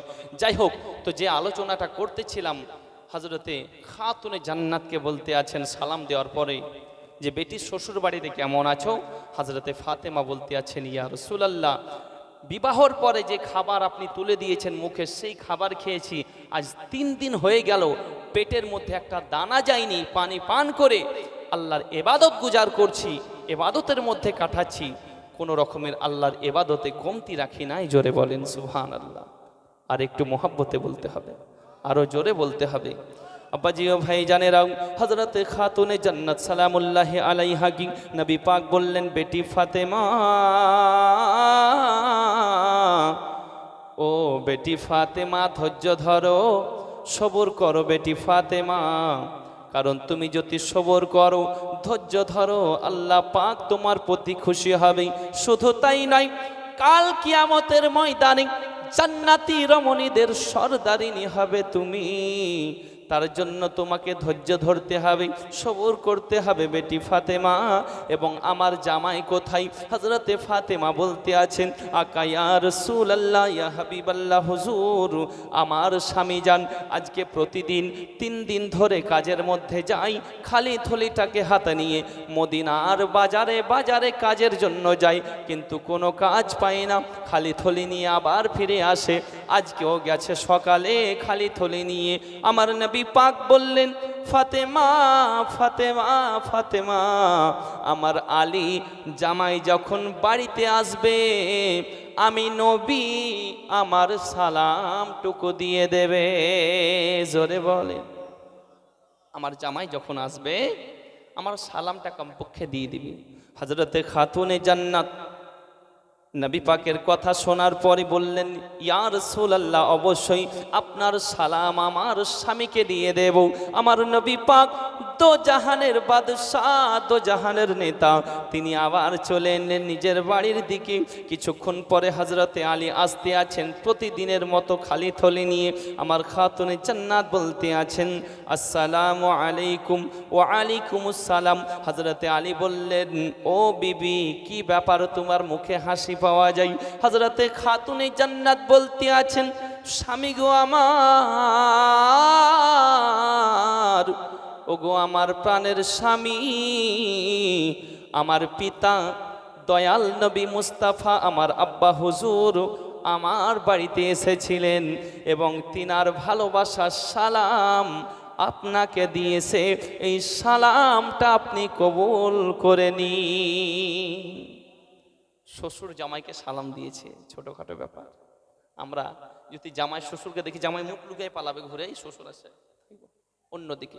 আব্বাজি ও ভাই জানেন, হযরতে খাতুনে জান্নাত যখন এই কথা বললেন, হযরতে আলী রাদিয়াল্লাহু তাআলা আনহু বাবা নবী পাকের সালামের উত্তর দিলেন এবং হযরতে আলীর হাতটাকে ধরে টুকটুক করে ঘরের ভিতরে নিয়ে এলেন। খাতুনে জান্নাত বলতে আছেন, ওগো স্বামী জান, আমি ছিলাম বাড়িতে, আপনি ঘোরাঘুরি করেছেন মদিনার গলিতে গলিতে। ওগো নবীজি, আপনার চোখগুলো কেমন ঢুকে গেছে, আপনার চোখগুলো কেমন শুকিয়ে গেছে, মুখটা কেমন শুকা শুকা ভাব লাগে। ওগো দরদি নবী আমার, আপনাকে একটা কথা বলবো, আপনি আমার এই কথাটা ফেলে দেবেন না। আপনাকে একটা কথা বলবো, আমার এই কথাটা আপনি গ্রহণ করুন। হযরতে আলী বলতে আছেন, ও গো ফাতেমা, ও ফাতেমা, কি বলতে চাও, কি কথা বলতে চাও? হযরতে ফাতেমা তো জোহরা বলতে আছেন, স্বামী গো আমার, এই চাদর, হযরতে খাতুনে জান্নাতের চাদর নিয়ে আসার পরে বলতে আছেন, ওগো স্বামী, এই চাদরটি নিয়ে আপনি মদিনার বাজারে বিক্রি করে দিন, আর বিনিময়ে যেই টাকা হবে ওই টাকা নিয়ে আপনি কিছু খাবার কিনে নিয়ে আসুন। আপনার এই শুকনো মুখ দেখতে আমি ফাতেমা সইতে পারি না। স্বামী স্ত্রীর মোহাব্বত কেমন!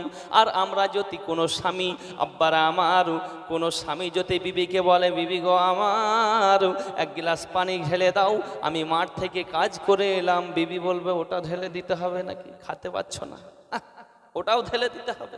আবার অনেক বিবি আছে, ও স্বামী কি খাবেন বলেন, কি করতে হবে, পা ধোয়ার জন্য পানি দেব নাকি, কি লাগবে বলুন, কিন্তু বাবা বিবির চাইতে আপন মা, মায়ের ভালোবাসা নিঃস্বার্থের, কারণ মায়ের মতো কেউ হবে না, কারণ মা এমনই গুরুত্বপূর্ণ জিনিস, কারণ তার জন্য ছন্দে বলেন, জগতে শ্রেষ্ঠ আসন যার, সে হয় মা জননী। ওগো দিও না কষ্ট দুঃখ মায়ের, দিও না কষ্ট দুঃখ মায়ের, ফেলো না চোখের পানি, জগতে শ্রেষ্ঠ আসন যার, সে হয় মা জননী। জোরে বলুন। মাকে যদি কষ্ট দেন ক্ষমা চেয়ে নেবেন, কারণ আপনি যতই ইবাদত করুন, যতই আল্লাহ পাকের বন্দেগী করুন, মা যদি বেজার হয়ে থাকে, আপনার একটাও ইবাদত খোদার দরবারে কবুল হবে না। তাই মাকে ভালোবাসতে হবে। ও গো মা হলো এক এমন রতন, বিশ্বে যার নাই তুলনা। জোরে বলেন। আগো সুবহানাল্লাহ বলতে বলছে, আমি বলছি যে আমাকে 100 টাকা দেন, বলেছে কি আব্বার আমার, এই সুবহানাল্লাহ যত বলবেন তত নেকি পাবেন, কারণ একবার সুবহানাল্লাহ বললে কয়টি নেকি পাবেন জানেন? আচ্ছা, আরবি একটা অক্ষর পড়লে কয়টি নেকি? 10টি। কয়টি গো? 10টি নেকি। তাহলে সুবহানাল্লাহর মধ্যে কয়টি অক্ষর? 9টি। তাহলে 9 10 90টি নেকি পাবেন, বলুন সুবহানাল্লাহ। তাহলে একবার সুবহানাল্লাহ বললে যদি 90টি নেকি পান, আর এমনই রহমতের বারিশের নিচে রয়েছেন, তাহলে নেকি আলহামদুলিল্লাহ আপনি পেতে আছেন।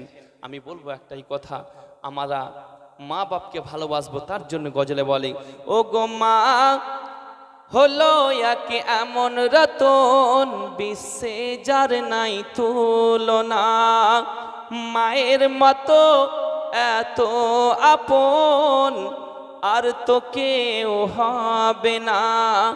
মা হলো এক এমন রতন, বিশ্বে যার নাই তুলনা, মায়ের মতো এত আপন আর তো কেউ হবে না।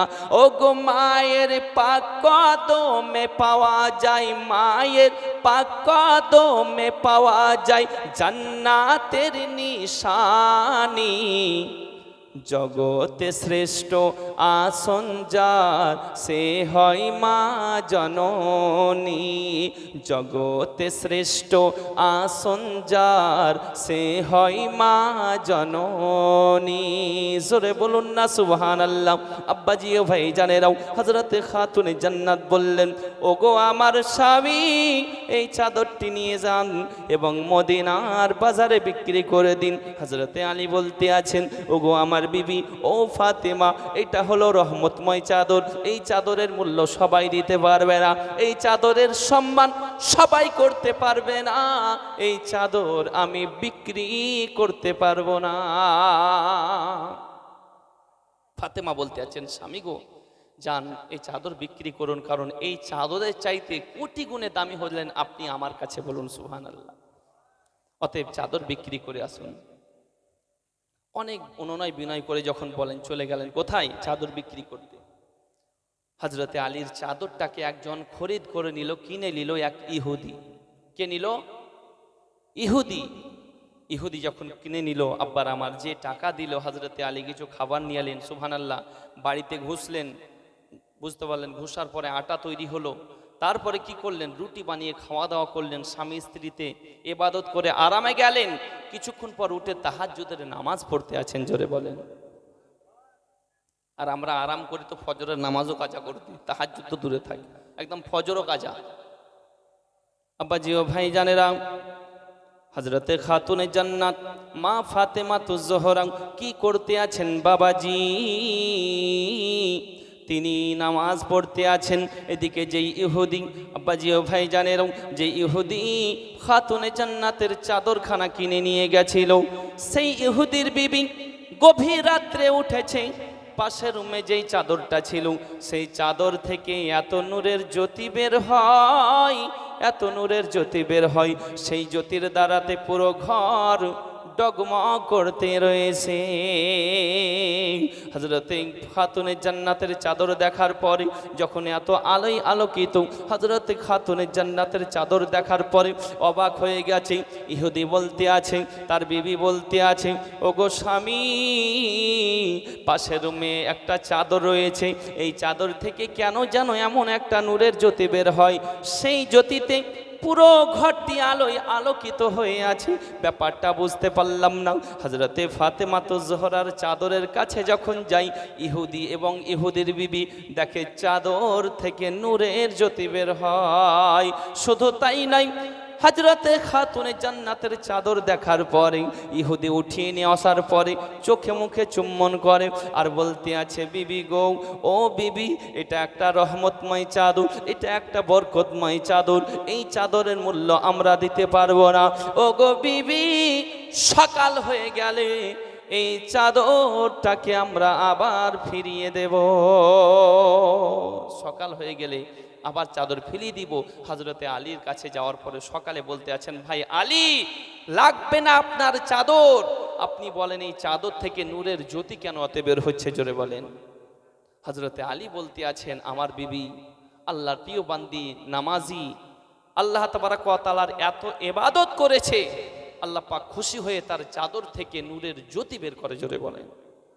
তাহলে চিন্তা করতে আছেন, ইহুদির বিবি নবীর দরবারে বলতে আছেন, ইয়া রাসূলুল্লাহ, আপনার মেয়ের ফাতেমা তুজ-জোহরার ব্যবহারকৃত চাদরে যদি নূরের জ্যোতি বের হয়, আমরা এতদিন অন্ধকারে রয়েছি, নবী গো, আমরা আর অন্ধকার পথে থাকতে চাই না, আমরা আলোর রাস্তায় আসতে চাই। নবী, আপনার হাতে হাত রেখে আমরা কলেমা পড়ে ইসলাম কবুল করতে চাই, বলুন সুবহানাল্লাহ, সুবহানাল্লাহ। তাহলে চিন্তা করতে আছেন যে নবী পাকের বেটির চাদরে একজন ইহুদি এবং তার বিবি, সুবহানাল্লাহ, নূরের জ্যোতি দেখে মুসলমান হয়ে গেছিল, জোরে বলেন। সকলে মুহাব্বতে দরুদ ডালিয়া পাঠ করুন, আল্লাহুম্মা সাল্লি আলা সাইয়্যিদিনা মাওলানা মুহাম্মদ ওয়া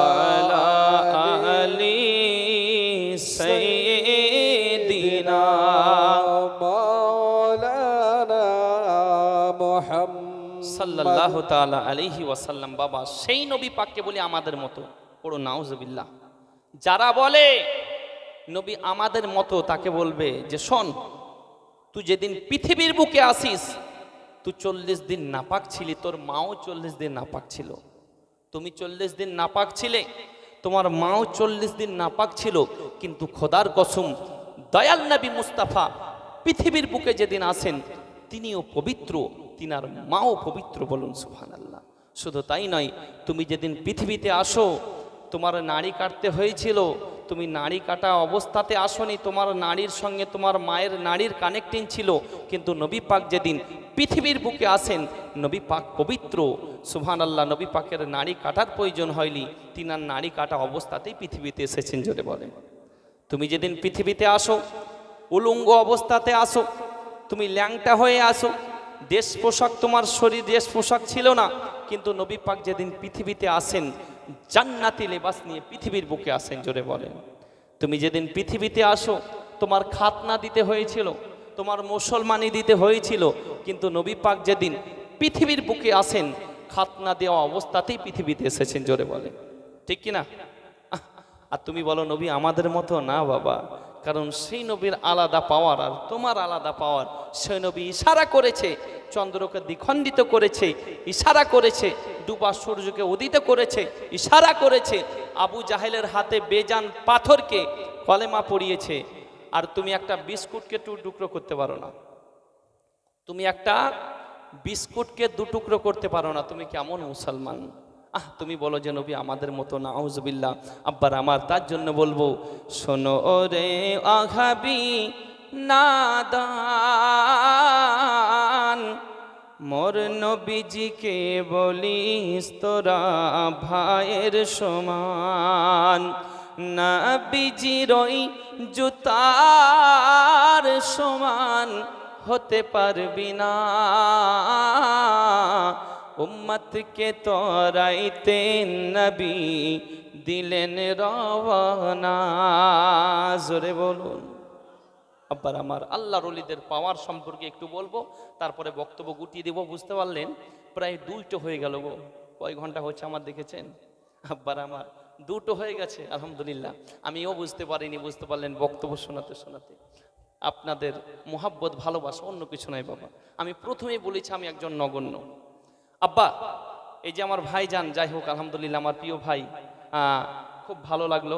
ভাই বলেছেন যে 786-92-এ লাগাও রে মোবাইল নাম্বার, ধরবে রে মদিনার সেন্টার, এই গজলটা বলার জন্য বলবো, শেষের দিকে বলবো যাওয়ার আগে। তবে আল্লাহর ওলির একটা ঘটনা বলি ইনশাল্লাহ, তারপরে বক্তব্য শেষ করব। মোহাব্বতে বলেন সুবহানাল্লাহ। আর একটু জোরে বলেন কেন দেখি, একটু জোর মনে হচ্ছে বেড়েছে, যাক আলহামদুলিল্লাহ। আব্বার আমার, এই জোর বাড়বে। ঝট করে যদি বলি হুজুর, বা কোনো ভাইকে বলি যে ভাই আপনি গোসলের ফরজ কয়টা বলেন, তো বলবে এই হুজুর এই কি প্রশ্ন করছেন, আচ্ছা সময় গোসলের ফরজ কয়টা আমরা জানি না। যদি বলি অজুর ফরজ জানা নেই। আমি বলেছিলাম নদিয়াতে যে গোসলের ফরজ কয়টা বলেন, তো একজন উঠেছে হুজুর আমি বলবো। আমি বললাম বলো, তো বলছে 3টে ফরজ। তো গোসলের ফরজ বাস্তবে 3টে। তা আমি বললাম কি কি বলো, বলছে তেল সাবান আর গামছা। বুঝতে পারলেন? বলছে তেল সাবান আর গামছা 3টা ফরজ গোসলের। তা বললাম ওই দিয়েই তুমি সারা জিন্দেগি চালাও, আর তোমাকে ফরজ শিখতে হবে না। এই তো আমরা মুসলমান, নিজের মা মারা যাচ্ছে, মাটি দেব কবরে, 3 মুষ্টি মাটি দেওয়ার নিয়ম পদ্ধতি আমাদের জানা নেই। কিভাবে নিয়ত, মাটি দেওয়ার নিয়ত যেটা দোয়া, এই দোয়াটা আমাদের জানা নেই অনেকের। মা মারা গেছে, জানাজার নামাজ কে পড়াবে? ইমাম সাহেব। আচ্ছা আমি পারবেন না? আপনি কেমন মায়ের সন্তান আপনি যে নিজের বাপের জানাজার নামাজটা পড়াতে পারবেন না গো? কারণ নিয়তি তো মুখস্থ নেই জানাজার নামাজের। আব্বার আমার, এগুলো আজ শিখবেন না, কাল শিখবেন না, শিখবেন কবে? আমি বলবো একটাই কথা, শিখতে হবে আমাদেরকে। কারণ হলো একটাই, কে যাদের জন্য এসব করো তারা তোমার কেউ নয় কারো গো, যাদের জন্য এসব করো তারা ছাড়া তোমার কেউ নয় কারো রে। আজ না চিনলে চিনবে তুমি, সেদিন কি হবে ও পাই।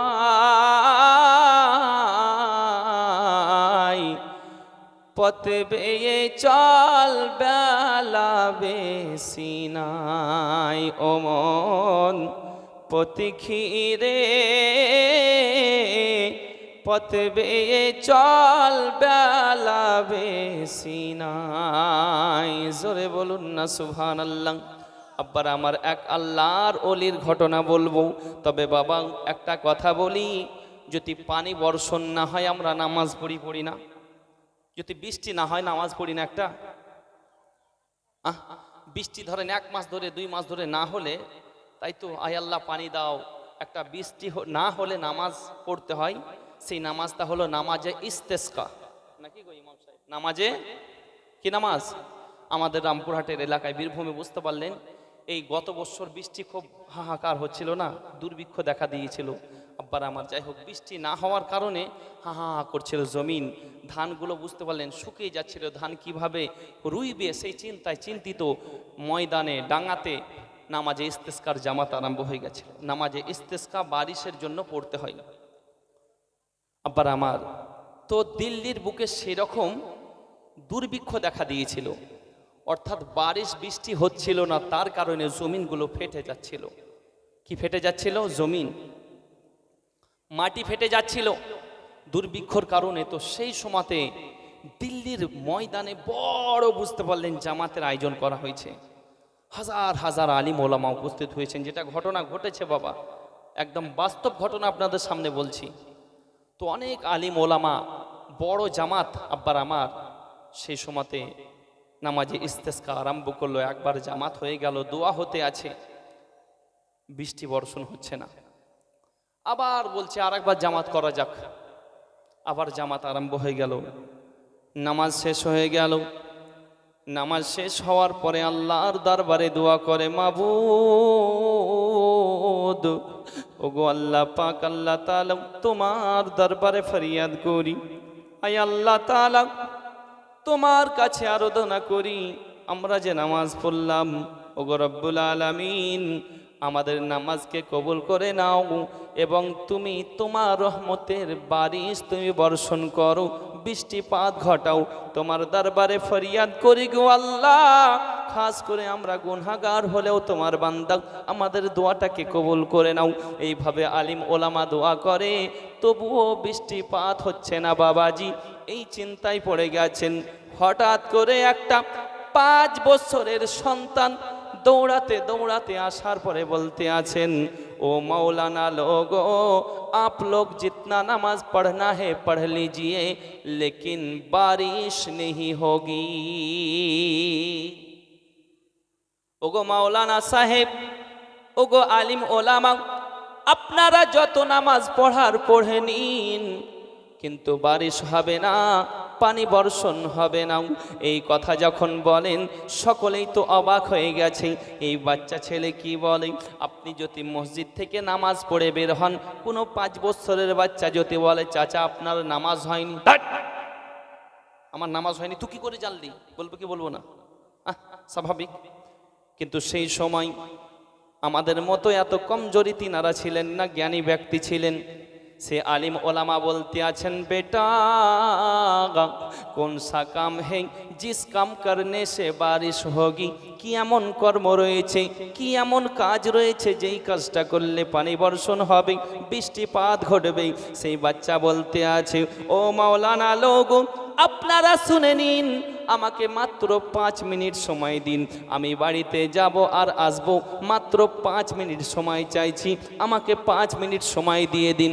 আলিম ওলামারা চিন্তা করে, ঘন্টার পর ঘন্টা ইবাদতের মধ্যে গুজারলাম, ঘন্টার পর ঘন্টা ইবাদতের মধ্যে কাটালাম, ইবাদত করলাম, নামাজ পড়লাম, দুয়া খায়ের করলাম, কোনো কাজ হলো না। এই বাচ্চাটা মাত্র 5 মিনিট সময় চাই। হযরত আলিম ওলামারা বলতে আছে, বেটা যাও যাও যাও, তোমাকে 5 মিনিট সময় দেওয়া হলো। সেই বাচ্চা ছেলেটি দৌড়াতে দৌড়াতে বাড়ির মধ্যে চলে গেলেন। বাড়ির মধ্যে যাওয়ার পরে তিনার মা জননী যেই চাদরটা গায়ে দিয়ে তিনি নামাজ আদায় করতেন, সলাত আদায় করতেন বাবাজি, সেই 5 বছরের বাচ্চা ছেলেটি মায়ের ব্যবহারকৃত চাদর তাকে পেড়ে হাতের মধ্যে নিয়েছেন। আবার দৌড়াতে দৌড়াতে আলিম ওলামার দিকে আসতে আছেন। জোরে বলেন। সেই বাচ্চা ছেলেটি 5 বছরের সন্তান বাবাজি, সেই চাদরটিকে নিয়ে আসার পরে আলিম ওলামাদের সামনে এইভাবে ধরেছেন, ওগো রব্বুল আলামিন, ওগো আল্লাহ তাআলা, এটা ওই রমণীর চাদর যেই রমণী কোনোদিন হারাম ভক্ষণ করে নাই। আয় আল্লাহ পাক, আল্লাহ তাআলা তোমার দরবারে ফরিয়াদ করি, এটা ওই রমণীর চাদর যেই রমণী কোনোদিন তাহাজ্জুদের নামাজ কাজা করে নাই। ওগো আল্লাহ পাক, এটা ওই রমণীর চাদর যেই রমণী কোনোদিন নামাজ কাজা করে নাই, তাহাজ্জুদের নামাজ কাজা করে নাই। আয় আল্লাহ পাক, এটা ওই রমণীর চাদর যেই রমণী কোনোদিন স্বামীর বিনা হুকুমে বাড়ির বাইরে পা রাখে নাই। এইভাবে সেই 5 বছরের সন্তান আল্লাহর দরবারে এইভাবেই দোয়া করতে আছেন। কিতাব বলতে আছে বাবাজি, ওই বাচ্চা ছেলেটির দোয়া শেষ হয় নাই। আল্লাহর কি কুদরত, আল্লাহর কি রহমত বাবাজি, আল্লাহর রহমতের বারিশ মুছলধারে বর্ষণ হতে আসে। জোরে বলা যাবে না সুবহানাল্লাহ। দোয়া শেষ হয়নি, মাত্র 5 বছর সন্তান বয়স, দোয়া করতে আছেন মায়ের চাদরের নিয়ে। সুবহানাল্লাহ। তাহলে একটা মায়ের চাদরের যে পাওয়ার, হাজার হাজার আলিম ওলামার সেই দোয়ার পাওয়ার ফেল যেখানে, একটা মায়ের চাদরে সেই কাজটা চুটকিতে হয়ে গেল। জোরে বলেন। সেই 5 বছরের বাচ্চাটি কে ছিল জানেন? সেই 5 বছরের শিশু যিনি, বাচ্চা যিনি ছিলেন, তিনি জিনার মাজার আমরা জিয়ারতে যাই, দিল্লির হুজুর নিজামউদ্দিন আউলিয়া রহমতুল্লাহ আলাই ছিলেন। জোরে বলেন সুবহানাল্লাহ। জিনার মাজারে আমরা যাই, আব্বার আমার তিনার মায়ের চাদরে এই কাজ হয়েছে। তার জন্য আমি বলবো একটাই কথা, শুধু নামাজ পড়লে হবে না, আল্লাহকে রাজি খুশি করার মতো ইবাদত করতে হবে। আমি একটাই কথা বলবো যে আপনারা এইগুলো যদি করতে পারেন সুবহানাল্লাহ, তাহলে অবশ্যই দুনিয়াতেও পাবেন, কবরেও পাবেন, হাসরেও পাবেন।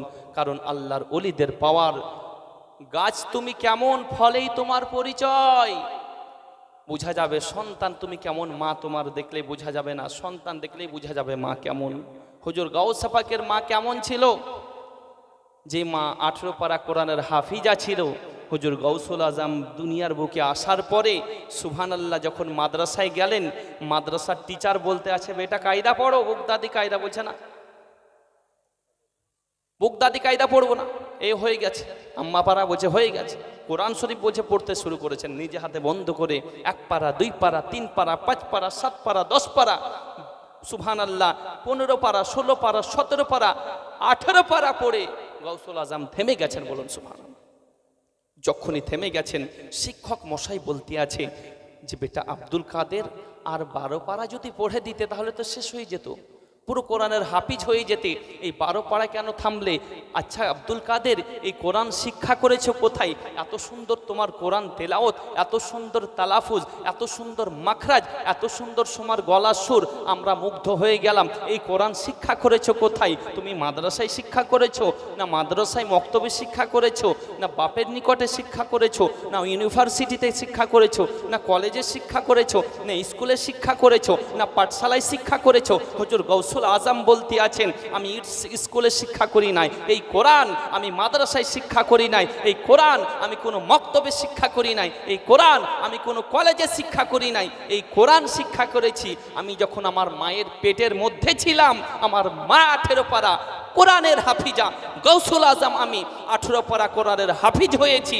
খোদার কসম, আমার মা যদি 30 পারা কোরআনের হাফিজা হতো, আমি গাউসুল আজম 30 পারা কোরআনটা আজকে শুনিয়ে দিতাম। বলুন সুবহানাল্লাহ। চিন্তা করতে আছেন? তাহলে মা তুমি কেমন, ফলেই তোমার পরিচয় হয়ে যাবে। তার জন্য বলবো মাকে ভালো হতে হবে। মা ডান্স করছে, বেটাকে বলছে বেটা তুমি একটু ভিডিও করো তো, একটু ছাড়বো ফেসবুকে। মা গান বলছে, ছেলে ডান্স করছে, ছেলে গান বলছে, মা ডান্স করছে। আচ্ছা শান্তি আসবে? আচ্ছা ঠিকঠাক বলছেন না, ওকে হানা বলেন না। একজন জিজ্ঞাসা করছে তার ছেলেকে, মানে আমার ছেলে ধরেন বা আপনার ছেলেকে জিজ্ঞাসা করছে একটা আলিম ওলামার ছেলেকে, যে বেটা বলো कि शाहरुख न बनेगा न तू सलमान बनेगा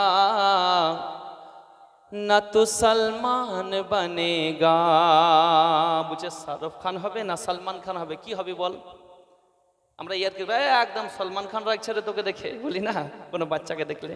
আবার আমার বক্তা আনেন, এবার 3 ঘন্টা পার হয়ে গেল, कोई আসছে কি বলছেন कि शाहरुख न बनेगा न तू सलमान बनेगा न तू सलमान बनेगा। जोरे बोलें शाहरुख न बनेगा न तू सलमान बनेगा।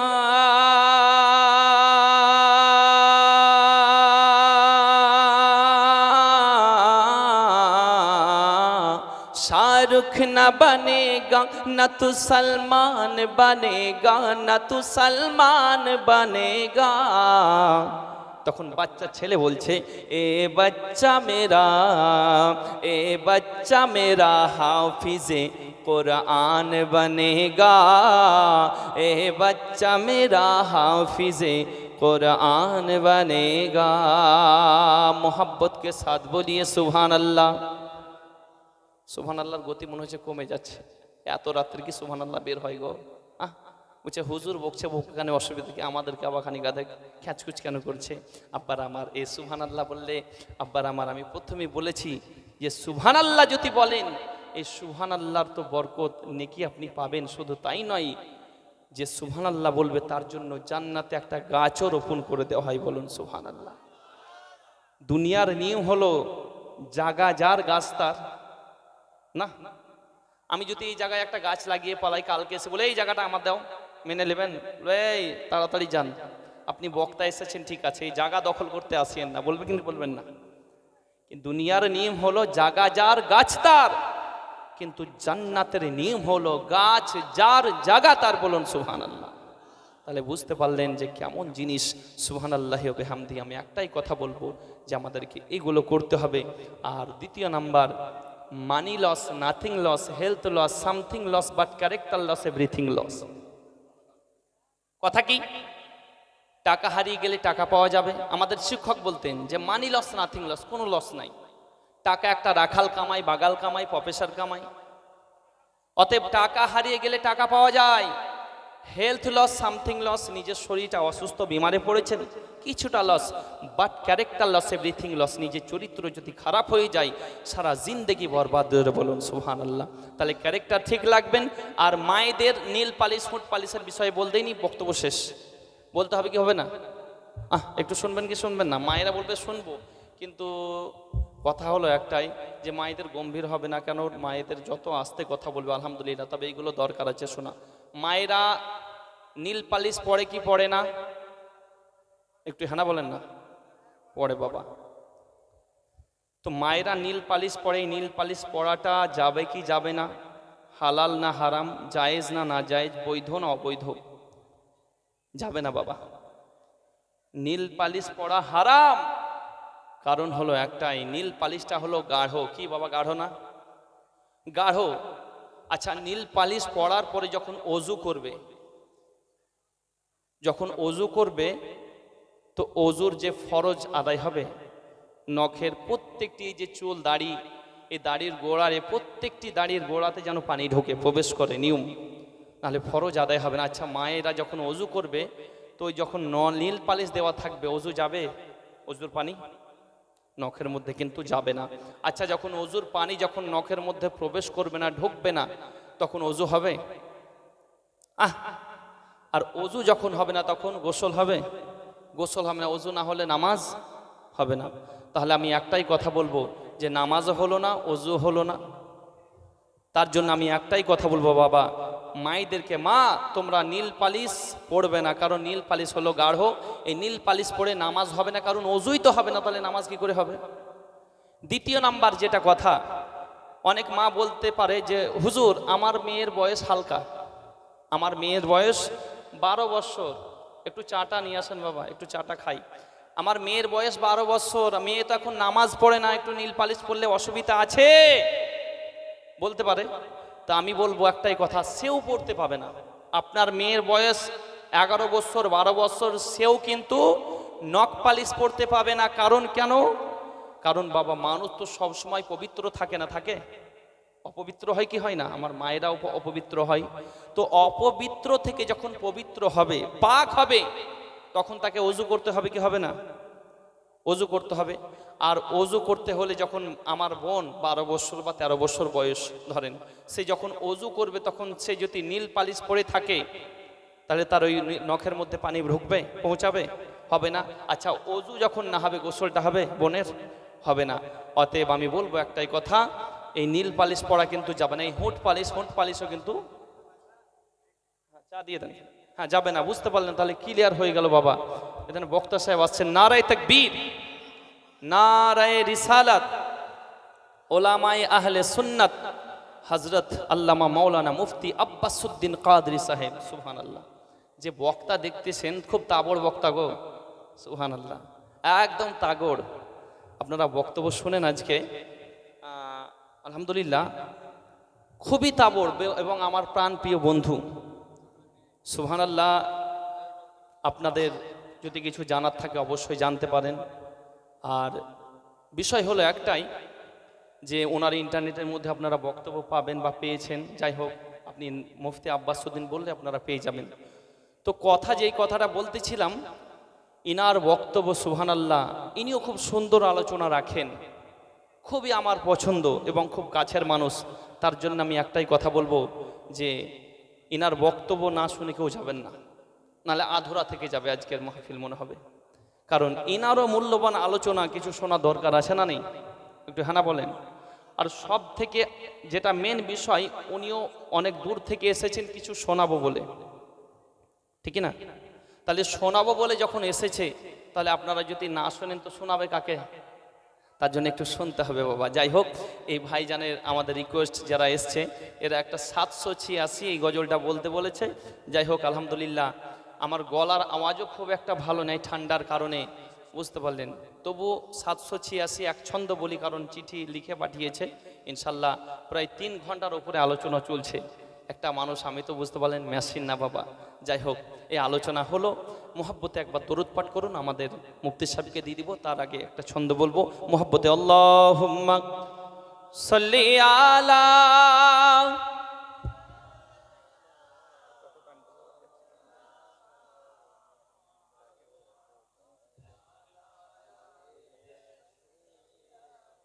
মাওলানা মুহাম্মদ। 786 92 লাগাও রে মোবাইল নাম্বার, ধরবে রে মদিনার সেন্টার। জোরে বলুন সুবহানাল্লাহ।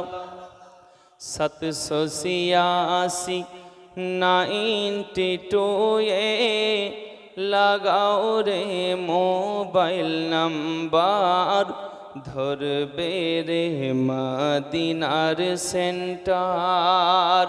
নেটওয়ার্ক বিজি কবু হয় না জি, এমনই ইজি টাওয়ার, ধরবে রে মদিনার সেন্টার। ইশকে নবীজির সিম কার্ড লাগাও আপন আপন হ্যান্ডসেটে,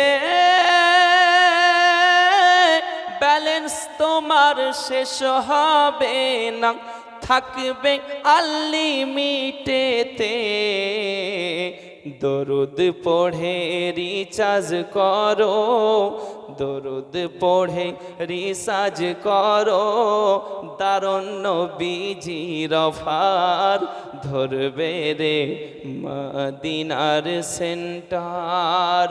786 92 লাগাও রে মোবাইল নাম্বার, ধরবে রে মদিনার সেন্টার। জোরে বলুন নামাজ শেষে মুক্ত হস্তে কল করো একিন করে, সে কল তোমার রিসিভ হবে ওই আল্লাহর দরবারে। দোয়া কবুল হবে তোমার, দোয়া কবুল হবে তোমার। রিসার্চ করো সফটওয়্যার, ধরবে রে মদিনার সেন্টার। 786-92 লাগাও রে মোবাইল নাম্বার, ধরবে রে মদিনার সেন্টার। ব্রাদার মিল্লাতে ইসলামিয়া, যাই হোক আপনাদের দোয়া এবং আল্লাহ রহমত আবার আমার যাই হোক এই আলোচনা করলাম। আলোচনার মধ্যে যদি কোনো রকমের হয়ে থাকে ভুল ত্রুটি আল্লাহর হস্তে ক্ষমা প্রার্থী। সকলে পড়ুন আস্তাগফিরুল্লাহ রব্বি মিন কুল্লি যামবি ওয়া আতুবু ইলাই, লা ইলাহা ইল্লাল্লাহু মুহাম্মাদুর রাসূলুল্লাহ সাল্লাল্লাহু তাআলা আলাইহি ওয়াসাল্লাম। এবারে আপনাদের সম্মুখে যিনি এসেছেন সুবহানাল্লাহ